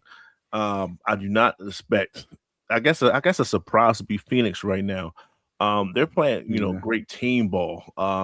You haven't heard any 50-point games from D Book or anything like that. So it's not like it's all on him. They have a well-balanced team and they're actually gelling together, which I counted them out. So, I at least expected Minnesota to be up in the mix some kind of way, a little bit more than what they are. And they're not. So like they're close, but I expected them to be top 4, top 5. So they need to do a little bit more to get going. Anthony Edwards need to do a little bit more, in my opinion. But Julius Randle, of course, I got love for Big Jew, but he needs to do more. So they need to. You don't go from the conference finals back-to-back years to, barely making it to the playoffs. You got to at least be a top 6 seed. Don't have to worry about the play-in. So yes, we have to look towards the playoff because Larry's 100% right. The All-Star break is not a halfway lead. It's not a halfway thing. It's like a 3/4 of the way. You got it's like a sprint after the All-Star break. It is pretty much to the playoffs. So all these things matter. So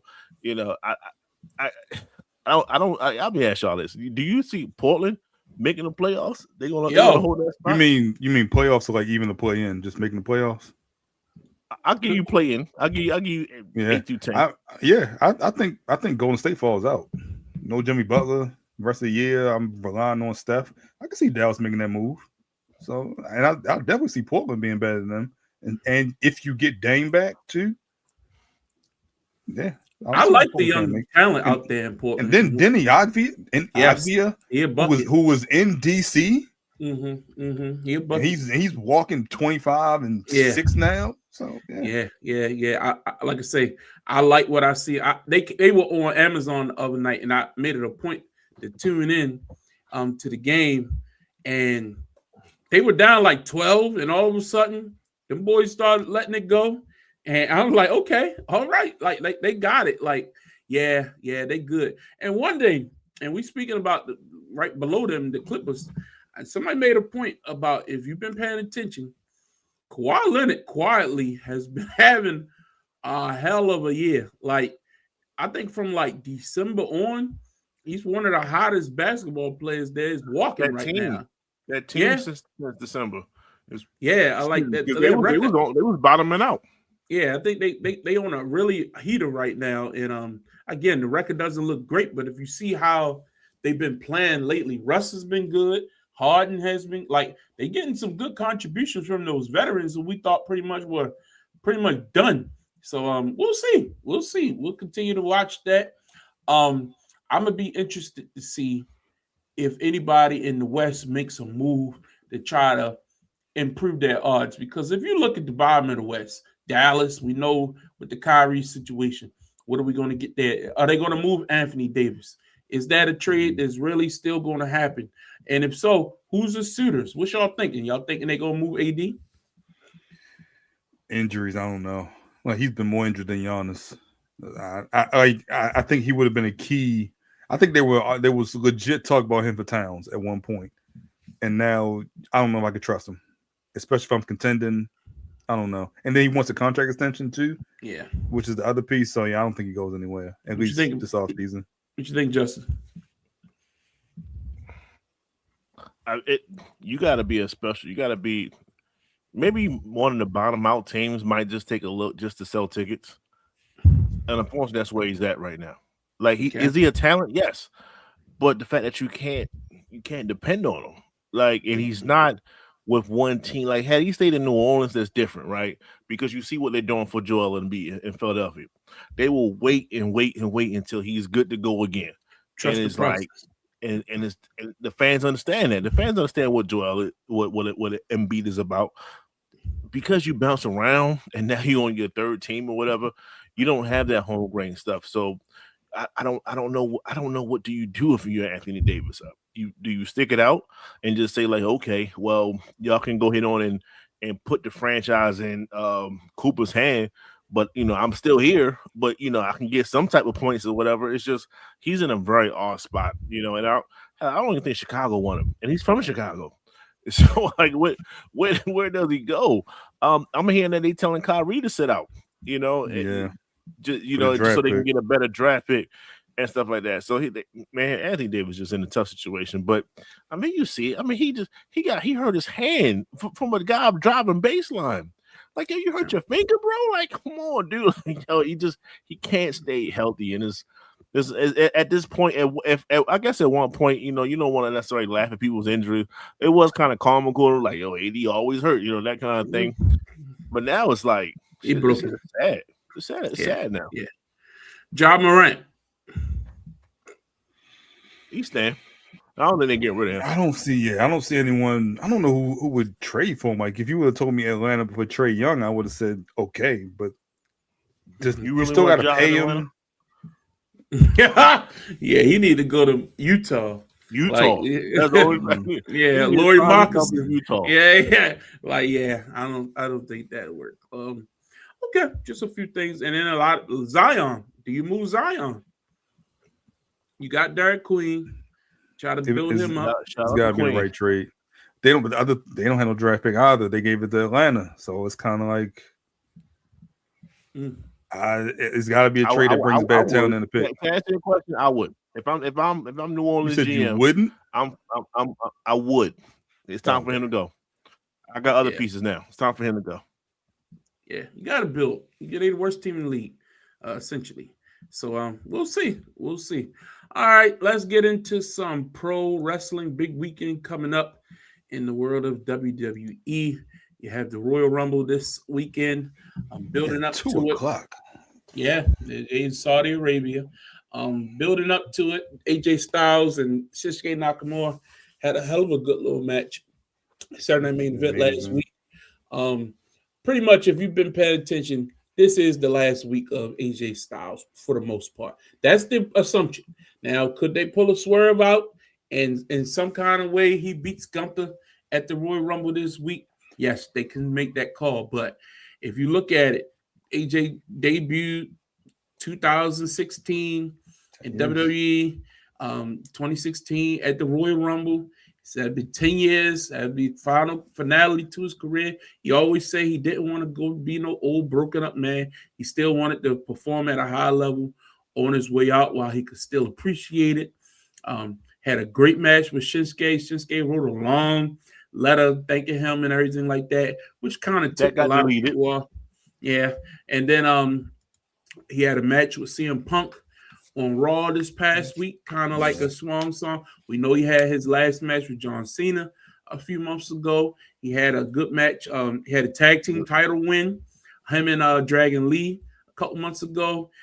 And then we know the whole history of Gunther now as the guy who retires people. Yeah. So, and you don't want to have Gunther, who just retired John Cena, who got all that credibility by beating John Cena in a big match. And had John Cena tap out.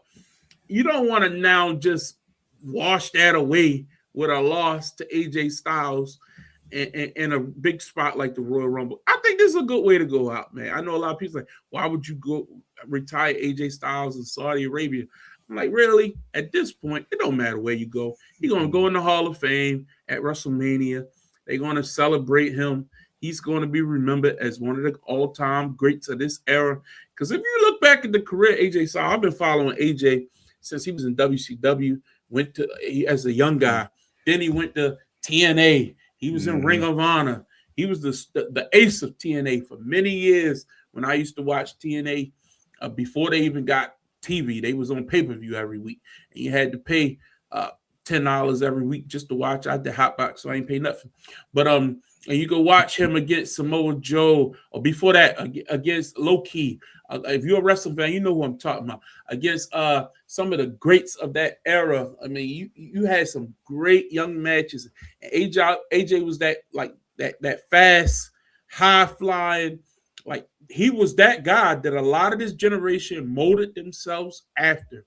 And then when Samoa Joe and Christopher Daniels, the Fallen Angel, all of them had their big time matches. One of the best three-ways of all time. Never forget it. TNA, Samoa Joe, AJ Styles, and Christopher Daniels. It was unprecedented what they did in the ring. And AJ paid his penance. He was all over the place. Went to New Japan. Really took off with the Bullet Club. And then he finally made his way to WWE in 2016. Had his standoff with John Cena at SummerSlam in New York. I was there for that. That was a phenomenal match. His WrestleMania match with Shinsuke Nakamura was very disappointing. Was not up to snuff. And they always said they wanted to finally do a good match to try to get the memory back, that feeling. Because when they fought New Japan, it was sensational. But WrestleMania, I was there. It was a very disappointing match. But I thought they did a very good job last week on Saturday main event. And this will be a good way for him to go out. I think the career of AJ Styles is worthy of being saluted. And I think this is a good swan song for him. Calvin, your thoughts? So you don't think they're going to be able to talk him into staying till WrestleMania? I don't think you need to. And here's why. I think the future is here, and Gunther beats him. Let's move on. You know what I mean? That's his gimmick now. He retires folk. He retires folk. Initially, when I heard about him fighting Gunther, I thought it was going to be a WrestleMania. And when they got pushed up the Royal Rumble, the right they could have dragged it out. They could have. So unless it's just a swerve coming, it's been a good 10 years for AJ in WWE. So, and I think the thought is he'll be in TNA before he officially retires. I don't know. Okay. I think he did his appearance a couple weeks ago. I think he's kind of wanting to ride off into the sunset, be a coach or something like that. Justin, your thoughts? I do think that he loses when it comes to the Rumble, because if not, then Gunther's going to win the Rumble. If they do, you had to that, do something to he's get winning. his heat back. He's winning for sure. But let's just say he doesn't. AJ, can he win by disqualification? Huh? Could Can he win by disqualification? You could. No, it's gonna be. It's always a possibility. But no, I see. I do agree with Calvin. I think he's gonna spend some time at TNA. Not necessarily. I don't think he might be not. He don't have to wrestle, but he could just be a part of. Oh, you talking about like an appearance or something like that? Yeah, just keep the appearances up. You know what I'm saying? Because he is the face that made the place. I give him that. But he spent more time in WWE than he did in TNA and New Japan, collectively total. But you know, he had his match with Finn Balor. It's one of the. And he had a tag match. You know, he could say that he fought one of the best tag teams of all time with the Usos. He can say that he went against the young OG and Leon, was it Leon Slater or whatever. So yeah, he crossed a lot of boxes that we wasn't necessarily paying attention to until we realized, like, yeah, his contract is up in February, guys. Well, I guess why would you want to sign on? Like, why would you want to do like 2-month deals? Or he's probably trying to like, what? Just ride off. It's cool. He had a good career. He had a great, phenomenal career. No pun intended. So that's just where we at with that. It's cool that he can ride off. I'm not worried about AJ right now. And I think you got to also remember, he announced it came out a while back that this was it for him. But this was in the middle of John Cena's retirement tour, so they couldn't officially do. No one expected it to be the first month in January. Yeah, everybody said, "Oh, next year WrestleMania or SummerSlam," because he had a big match at SummerSlam a couple times, or Mania. Maybe Mania would be it. But if you look at it, he debuted at the Rumble. I'll never forget it when he came out. That song hit. And Roman was in the ring. Yeah, buddy, that was big, man. But yeah, I just think. People, man, for the culture. If you were really into underground wrestling or indie scene, AJ Styles was that guy. I mean, the Young Bucks patted himself after him. Everybody, like that high flying, jumping off the cage, all them crazy acrobats. Even to this day, he's still doing some of those moves with springboards and stuff like that. Not like he used to, but the man was innovative. So shout out to him. Another match from last week's Saturday main event, the 4-way between Sami Zayn, Damian Priest, Randy Orton, and Trick. Sami Zayn in his hometown of Montreal was able to get the victory, and he was going to face Drew McIntyre for the the WWE Championship at the Royal Rumble. It's going to be interesting. You're in Saudi Arabia after last week winning in Montreal. Now, if you don't know, Sami Zayn does have descent from over there. I believe he's a Persian, or he's not a Saudi. He's a whatever. It's something close. Like, you know how they was fighting over the land or something over there, whatever like that. He's one of them. So you've even seen it. At one point, Sami wasn't really going. He wasn't even allowed to go to Saudi Arabia. But whatever, over the years, that relationship has gotten better between those two countries. So Sami appeared in a Saudi Arabia show a couple years ago, and the crowd went absolutely insane for him. He wore the traditional wardrobe. He has a lot of fans in Saudi Arabia, so a lot of people were like, what's the big deal about Sami getting a match in Saudi Arabia? Because he has a lot of fans over there. He's Syrian. Yeah, Syrian. That's what it is. Yeah, so he's of Syrian descent. Even though he's from Montreal, we know a lot of people, move over to Canada from over in India and over that part of the world. Anyway, so Sami's going to be a home crowd favorite over there in Saudi Arabia. So a lot of people thinking, like, would they change the title just to give Sami finally get his big win? He's never been the world champion. Would he get it maybe and then lose it back at Elimination Chamber? Just give him a short run, lose it in a 4-way at Mania between Drew, Sami, Cody, and Jacob Fatu. That's on the table. A lot of ways this can go. I think this has been the most unpredictable the title has been in a while since Drew beat Cody. And a lot of people didn't see that coming. So it's not like there's a set plan that they've worked on. No, because that wasn't audible. That wasn't like a long-term plan. The original Mania plan was Roman Reigns and Cody Rhodes. And they changed it. So by being fluid now, they could easily put the title on Sammy. Drew could feel like he got screwed over, and they can get it back on him at Elimination Chamber. There's a lot of ways this can go. Justin, your thoughts? The only one way that's going to go is that he's going to lose to Drew, because they're not going to do Drew like that. Drew's going to have a title reign that's going to last until Mania at least. You see him main event in Mania? I believe that I can see a triple threat match. I can call it right now. I would love to see him Fatu and Cody going at it at WrestleMania. I can see that clear as day.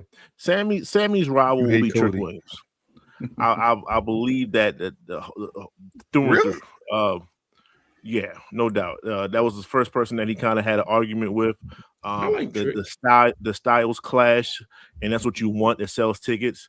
The everyday, I'm just gonna call it what it is, the everyday white guy versus the flashy black guy. Like, it's just that sells itself. If you tell me that they're going to meet up to finish their rivalry or whatever it is at WrestleMania, I buy it.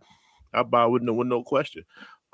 Without a shadow of a doubt, Trick is the future. So he has to get a big win under his belt, and to get Sammy to knock him off pause. That's a great way of staying into the championship limelight, and then hopefully you buy your time and you can be champion. So that's where we at. Trick is the future.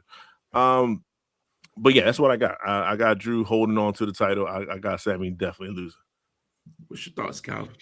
I don't know if I see Drew main event in WrestleMania, and I say that respectfully because you see Sammy done it before. You see Sammy doing it? I can see Sammy doing it more than Drew. I'm not saying I would. I think doing it. I see Sammy more becoming that. Like, I know they were trying to give him that Daniel Bryan kind of push. Kind of. Well, he can win it at a Mania, but to hold it to that, like, Mania is a place where you crown yourself. Like, I'm that guy. Like, I finally did it. Cody, he finished the story. You finish your chapter at WrestleMania. But I don't see Drew being the guy to lose his belt at WrestleMania, because I don't see Drew being the guy to carry it in the WrestleMania. Now, we still have Elimination Chamber. We can figure out what happens there, depending on who wins the Rumble, because I think Sammy can win the Rumble as well, and I think that's a possibility. I don't see that. They did not put the title on Drew because they don't believe in But him. like you said, they're not beating Cody Rhodes. But like you said, it was fluid. The plan changed. So they plan changed because they believe in Drew. That's the thing. Plan changed because Drew Cody believes in Drew. Cody believes in Drew. You go through three stages of hell against Cody just to lose it to Sammy? Well, I think he can lose. I'm not saying he can't lose. I think you can still get Fatu. Remember, Fatu and Cody got thrown off the thing, and by Drew. Didn't Drew come and attack them the other night? I could very well see somebody interfering in this match and costing Drew the title. And here's why. Drew has been a good soldier, but look at the storyline he had with CM Punk that lasted almost a year. Him, Seth Rollins. Yes, he can sell a story without the title. He can sell a story, but also he can sell he's been screwed. That's what the whole story was with him, Punk and Seth. They were screwing each other. God damn it, Punk got me again. Remember, he would laugh at Punk every time he failed. Punk wins the title. Seth comes out, cashes in Money in the Bank, takes the title right from him. It's not like this is unprecedented to see somebody who they like, they screw him over, and you have a legitimate reason for some type of rematch, some type of three-way, some type of four-way.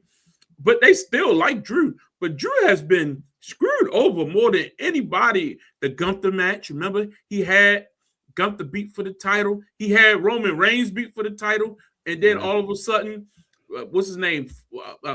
Solo comes out and thumbs him.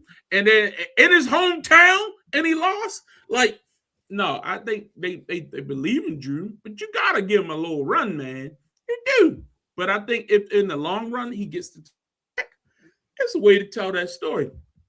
I think he'll be fine. This is entertaining to me. I think some of my favorite times in wrestling was the late 90s when the title would change more often than we didn't have these regular Monday night 2-year runs of champions. During the Monday Night Wars, you might get a champion at a regular Armageddon pay-per-view, No Way Out. Like, something like, oh shit, Stone Cold lost to The Rock. He lost to Triple H. The Rock lost to Big Show. Remember that? Like, that came out of nowhere. Mick Foley won the title on Raw. Like, That's when wrestling was. Kane had it for felt a like day. you had to tune in. But we get all That these was a mistake. They fixed the box. Roman Reigns holding the title for 3 years, This ain't a mistake.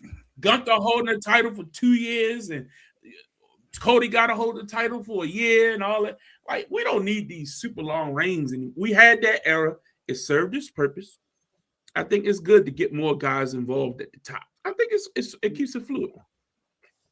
I about to say I 100% agree. Like we talked about it on We Talk Combats. It's just what Drew and Cody did was they made a whole breath of fresh air. This is what wrestling is all about. It's about the idea of what could happen. Anything when you got Cody circled in every week or every pay-per-view, that gets boring. Really, it eliminates the need for you to tune in or check. You know what I mean? If something happened, oh shit, that happened on SmackDown. You know what I mean? Hey, Cody won, right? Okay, cool. You don't want that. And don't get me wrong, there is a time and a place where some guys should win. And I'm not saying you should beat everybody every week, because then nobody gets over that way. But when you got certain circumstances, you can, especially during WrestleMania season, because we know the big events are coming up and they're coming in greater regularity. You got the Rumble, you got the Elimination Chamber, and you got WrestleMania. During that period, anything can happen on any of those pay-per-views, and that's how it should be. You should know that, hey, I need to be tuned in from January to April, because this is the time. This is like the playoffs. Like Triple H was on ESPN this morning on Get Up with Mike Greenberg. He's like the NFL playoffs is going on. This is our playoff season. You feel like you need to be locked in because anything can happen on a given week. And I think that's important. Next up, the Women's Royal Rumble. This week, the Royal Rumble, 30 women will enter this match. One will come out the victor, and that person will be able to challenge at WrestleMania for the championship they're choosing. The current world champions on each brand, Bianca. No, excuse me, not Bianca. I just gave away my answer. Jade Cargill on SmackDown, and then on Raw, the world champion is escaping me at this time. Is it Stephanie? Stephanie Vaquer. Yeah, who got into She's forgettable. That's why. Yeah, she got into a brawl the other night with Raquel Rodriguez. I saw that. But I think it's time for Bianca to return, Bianca to win, and Bianca to headline. I think we've had enough. I mean, I love all the women. They're great. There's been fun. Let them have that good time. Rhea and her little tag team partner. I love EO. They've been fun. They've been good. But it's time for the main event. The EST, the bestest, the greatest, the fastest, the strongest, to come out there, kick ass, and win this Royal Rumble and come back. And look, she's won it before. It's not like she hasn't won it, but that don't mean she can't win it again. She needs to win it. Yep, I completely agree. Bianca will come back. Bianca will win a Royal Rumble, and she will challenge Jade at WrestleMania. It's worst kept secret that I think in wrestling right now. And they still need to pull the trigger. But I'm excited to see it. But I'm excited for what happened. I'm excited for her to come back. So yeah, I agree. Some 100%. Things you don't need to shock people. Just deliver, damn it. Justin? If she doesn't, if she has complications, if there's an issue, if there's a botch, if there's things of that nature, Liv Morgan winning this Rumble. Man, that does nothing for me. Nothing. Liv Morgan's going to win. Raquel's going to win too. I would accept as a possible alternative. Only thing, and that's a long shot, is if they call somebody up from NXT or something like that and give somebody like a surprise. Jada Parker is not winning the Royal That would be great. Jada Parker, Blake Monroe, like somebody you just don't like see. Like I'd like to see Jada. Well, I think she's gonna not be ready. But she's not ready. She's getting her promo game stepped up a lot. If you heard on NXT last week. I mean, I know she's good, but I'm just saying, as far as the Royal Rumble, she gotten better since she took that time off. That's what I'm saying. But no, she's not ready for the main stage. I'm tired of people criticizing Jade so much, making like Jade's just this horrible person because she's not the great worker of some of these other people. So that does frustrate me. But I want Bianca to come back. I wish Naomi was ready, but we know that's not so. But Bianca to come back and get this W and just establish herself back because she's been gone for like damn near a year. Like it's time, damn it. It's WrestleMania. time. I'm gonna say after WrestleMania. It happened at Mania, yeah. And then you had the men's Royal Rumble. Not many people in this picture because they haven't had many people declare when they made the graphic. But Brock Lesnar is declared. Gunther's in it too. Pretty much Cody. All the names are in it pretty much because it's the Rumble. There's been some rumors about some surprise returns, things of that nature. You might see as Jericho. Might see some old guys. You seeing Jericho? I think that's a done deal. Yeah, but who's winning? Royce Keys. I don't have a who else is the surprise question? Royce Keys, Powerhouse Hobbs.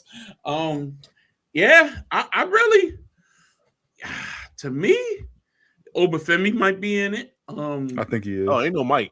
Yeah, he's in it. Yeah, Trick's in it. Trick's in it. Yeah. Brock Lesnar, of course. We already said he announced today. I think you're gonna get a Brock and Gunther standoff and tease, and that'll be the Mania match. I really think so. I think that's gonna be SummerSlam. He got to retire. I think Brock is retiring, and Gunther's gonna be the. He got retired at SummerSlam though, so I think it's too early. You can fight more than once. I mean, I don't think it does Gunther any benefit to lose to Brock. Beat him once. I actually think that he loses to Brock at WrestleMania and then he flips it and retires Brock at SummerSlam. I think you beat him the first time. Brock gets pissed and like I can beat him. I'll put my career on the line and I'll kill him then too. I think that's the way to make Gunther into the ultimate monster. Yeah, but I think it happens at SummerSlam. I don't think you need to start it now. You could plant the seeds. So what is the match for Gunther at WrestleMania? Exactly. That's what I said, Brock. Part one match. That's the match. So you got Gunther winning at WrestleMania. He got to win all. No, Gunther I think he loses. I think he wins. Like I can't beat the monster and all that stuff. Then he goes through his own little thing and saying like, "No, I'm better than that." I just made John Cena tap out. If he go out there, you didn't retire. I got a problem. You didn't retire Goldberg. You didn't retire Cena. You didn't retired AJ Styles. No, once you've gotten over him tapping out last WrestleMania. That's gone. I think you got to continue to build that momentum. Gets Brock up out of there, and then he ends Jericho's career later down the road too. Let Jericho have a 6-month run, and then end him at SummerSlam. Get him up out of there. You do commentary. I thought Brock wanted to end at SummerSlam because it's in Minnesota. I don't know what he wants. I'm just telling you what I would do if I was booking. I don't care what Brock wants. I'm gonna get the most I can get, and the most he can give me is putting over Gunther, who's my next guy who's gonna be with me for the next 10 years. Anyway, but who's winning this Rumble? Calvin? I don't know. Like, it can go a number of different ways. I want to say Roman and he gets an extended run. I don't think he wins at WrestleMania, but I think he gets an extended, consistent run for the first time in about 14, 15 months since he came back at SummerSlam 2 years ago. I just can't trust him. He's not around enough. But I think it's at that point where he's starting to talk about retirement. So he's got to have one good 6-8 month run in him. I'm not old enough to be talking no damn retirement. You're talking about retiring in his contract. Do you think Seth Rollins is there? No. Yes. So you think he was telling the truth? I think he's telling the truth. Seth will be there. I don't think so. I really don't. So my main thing I'm looking at this Rumble is I want Oba to be dominant. I want him to throw out at least 10 people. That's what I want. I want him and Brock to have a face off way more than I want Gunther and Brock to have a face off. I think both things could happen, but I need that. I need Oba to establish his dominance, especially for the Raw brand. Two, I do believe that Roman's going to win this, and he'll have his choice, but he flips it and goes the CM Punk version, and I think that's blockbuster for me. I think that's the Mania match, Punk and Roman. I think I'm going with Roman to win this one. I think Seth comes back, and I think that's who Braun ends up fighting against, as in Breaker. I think they go at each other. I think Braun is going to have the most eliminations in this Rumble. I can think see he's that. going to be dominant. Either him or Obafemi. I don't think Obafemi's going to get as long a run as y'all think. I think he's going to show himself, flash himself in some kind of way. You got to get him out of there without hurting him. So his feud starts at the Rumble. Whoever his big feud is, that's where it starts. And I think a good feud for him is Jacob Fatu. I think you splinter Fatu off with Obafemi. He's going to be on Raw, though. They've already established that. Well, shit, he's not going to go to SmackDown. Who you got on Raw? Your top draft picks, except for Javon. And Javon hurt. You think Javon be back? He all right. He already said he's going to be in the Rumble. Okay. He said it on Raw. So if I'm putting Oba on Raw, maybe Gunther. That's why. So Gunther retires AJ and wins the Rumble. No, who's winning? No, I didn't say that's who's winning. I see y'all Roman pick. You talking about Oba versus Gunther? I was saying who's going to have who's certain. You know how during the Rumble they show you little hints of what's the feud's going to be. Who's going to do? Who's throwing somebody out? Where you splinter off at? I think Oba and Gunther might be a feud you can build. That'd be a good one. I like that. I like Brock interfering with that too. I like that. I like Brock and shit. Because Brock beat Cena like a dog. That's the last time we've seen Brock in a one-on-one match. So I think that's lining up Brock for something. What if Brock wins the Rumble? Jesus. They can't do that. They can't do that. No. I think Braun Breaker, man. I think Braun. I don't see him winning. I think you got to play the Seth Rollins angle. No. I was talking to King earlier today. We was going back and forth. I did put this out there. Double win, Cody and Fatu.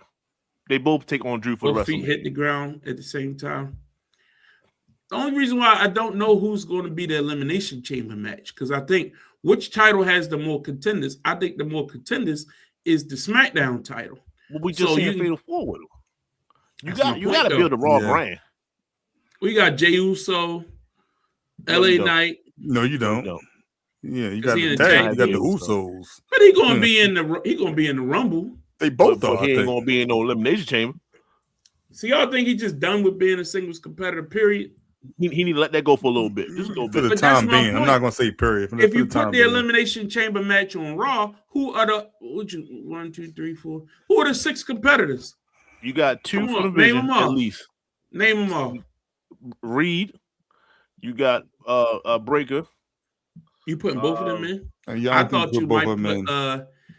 I thought you put Breaker and you put maybe Logan. Logan Paul. Okay. So let's say two out division. Okay. Cool. Seth is back. Seth is in there. You think? No, I don't think Seth.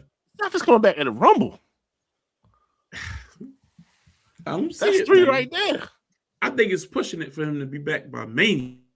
LA Knight. That's 4. Okay. Oba. Let Oba get in the goddamn thing. Ain't got that much to do. And put Gunther in there. We're going for the title, baby. I think it's just more people that you could put in the SmackDown match. Maybe Finn. Maybe Finn, because he just are they doing Finn and Punk this weekend? It has not been. It has not been said. No, because the way Raw went the other night, the way Raw went off, yes, and he has nothing to do at the Rumble because he is not in it. But I heard Rey Mysterio was hurt, so Rey Mysterio was in the Rumble. That might be his way in. And Dom could be like, "It's gotta be another surprise." Yeah. We'll see. I'd be interested though. That'd be interesting. I think it's fun that we at least got some options. You know, a lot of people say, "Oh, this Rumble too straightforward." I'm like, wait. Let me ask you this question: does Jey Uso win back-to-back Rumbles? Jey Uso. Does Jey Uso win back-to-back Rumbles? That ain't even the question. Stop it. He shouldn't even won last year, according to what they say. That wasn't even the original plan. What do y'all think about Austin Theory in the Vision? That's why he comes back, and he comes back at the Rumble, and him and Seth is on the same squad. I was going to say that. That's flips at the Rumble. That's TV. That's like storylines, man. I like that. Seth sent him kind of be his own Trojan horse. Braun right there, yeah, and it's Seth and Austin, and they were like, all right, Austin, let's go get Seth. And then Seth throw Braun ass out of there, man. I'm trying to tell you. And that gives you that can bring some killing Austin Theory without to that storyline. Yeah, I still don't think Seth's in. There's another surprise. I don't know if it's Seth or not. I hate how you say you go on live television and say I'm not going to be in the Royal Rumble. You know what's done this? And then it's that show Unreal. You see his face before he said it though. It's that show Unreal that got everybody second guessing everything, which is a good thing. And I did y'all finish that Unreal season 2? Mm-hmm. I stopped at the episode 1. I listened to Twitter after that. Nah, man, keep watching, especially the episode when Paul Heyman talked about the theater of it all, and it's this exact point. At some point, you do have to suspend your belief and just enjoy the show because you're gonna second guess everything at some point. But it was really good. I enjoyed season 2 better than season 1. It was real good. Anyway, one was so Cena focused too. So, season 3 is going to be Cena focused. That's going to season 3 coming out this year. Yeah, it's this summer. Yeah, he's going to concentrate on his retirement and everything. So that'd be interesting. Final thing before we get out here this Saturday night. Shakur Stevenson and Tomafemi Lopez. This is going to be a great fight. I'm excited for this one. Lopez was a great up-and-coming fighter a few years ago. Still good. And we're going to see what Shakur still got left in him. I know he didn't have a great outing his last fight. So we'll see we'll see. We'll see if he's able to bounce back. And it should be good, man. Last weekend's boxing wasn't all that great. UFC was solid, but it wasn't like fantastic or nothing. But it should be a fun night. Got Royal Rumble at 2:00 in the afternoon. Huh? Yeah. I want to say with Bud retiring, Shakur got a chance to step in that void. So well, you got no Tank. So I mean, he's done. What have you what a flame out, man. Look, we've seen Mike Tyson go to jail and come back. Floyd got his domestic issues, but Tank got to be the biggest disappointment and flame out in boxing history. It's actually pathetic. The way that thought process came across your thought, like just came across the head, it was like, yeah, such and such, and then this person and this, and then Tank. What a flame! It's pathetic. That was classic. That was repping Baltimore, selling out arenas. Had a fight at the. He's genuinely frustrated, guys. Had a fight at the Baltimore Arena. Ladies and gentlemen, had sold out the Baltimore Arena. Had Floyd downtown. Yo, that's the worst thing he ever did was cut ties with Floyd. Floyd Mayweather Promotions. That was the worst thing he ever did. I was about to say too big for his britches. To hit a woman, but that worked. Had he not done that, had he not ran people over with cars allegedly or whatever the case may be, that'd be good too. Had he not yoked people up in the stands. He's on the run right now. He on the run right now. Yeah, they look. The man is on the run. What are we doing here? What are we doing here? You're fleeing the police. You messed up it's your ice Jake out Paul there. bag. Like, this is ridiculous, man. I just heard what you said. Shot the ball. Come on, baby. That's what we do, man. What we do. Well, folks, that's the show for tonight. Any final thoughts, gentlemen, before we get out of here? Final thoughts. I got one. I normally don't have anything. Wonder Man, please check that series out. You didn't watch it already? Disney Plus. It just came out like the other day. I got Cause We Geek, you feel me? So we definitely talk about it. So we're gonna talk about it tomorrow night. It's definitely get through it. I heard the first, was it 6 episodes? 6 to 8. It's 8 of them. I heard like the first 3. Well, let me bring WandaVision back, damn it. Right. It's not WandaVision. Watch Wonder Man, and then it's a great show. It's a great show, man. Okay. Great buddy I'm gonna check buddy it out. cop type vibe. Disney Plus been pissing me off. So I like they start stuff and don't finish. Like they drop a season and they You know don't what? follow You up. as a connoisseur of multiple Mhm. entertainment, you will like this. It's not the normal Marvel type vibe. Well, I You're like like, Marvel. Somebody said it gave him Luke Cage vibes. No, not at all. The Okay. dude was trying to be an actor. Like, No, I'm what, the check big it black out. man is Okay. strong? Like, no, it's not. No. You I'ma gotta be check careful it with some out. of those tropes. we got to have a doomsday conversation. It's not coming out till December. December. December comes out December, but it doesn't mean I can't speculate off of. Post. We can wait till after Spider-Man. We can get into it. Yeah, That'll give us a good that's picture July. of what's going on. Yeah. Okay. All right, fellas. Folks, thanks for tuning in tonight. Be sure to subscribe, share, like, share this with your friends. We appreciate you all helping to continue to support us. We'll be back next week previewing the Super Bowl. We didn't talk about the Pro Bowl because it's a joke. So if you were looking for that, Should do it, baby. it's not what we do around here. It's actually Pro pathetic. Bowler. Actually pathetic. Pro And, lot going up, lot going on in a couple weeks. The Winter Olympics is coming up, so we're going to touch on that. What's that next Friday? Yeah, so we'll touch on that next week. Do a couple previews, and man, this is a good time of year, man. You know, football's winding down, but basketball's going to be picking up. We'll be talking about spring training right around the corner. Pitch the coach report in like 2 weeks. There you go.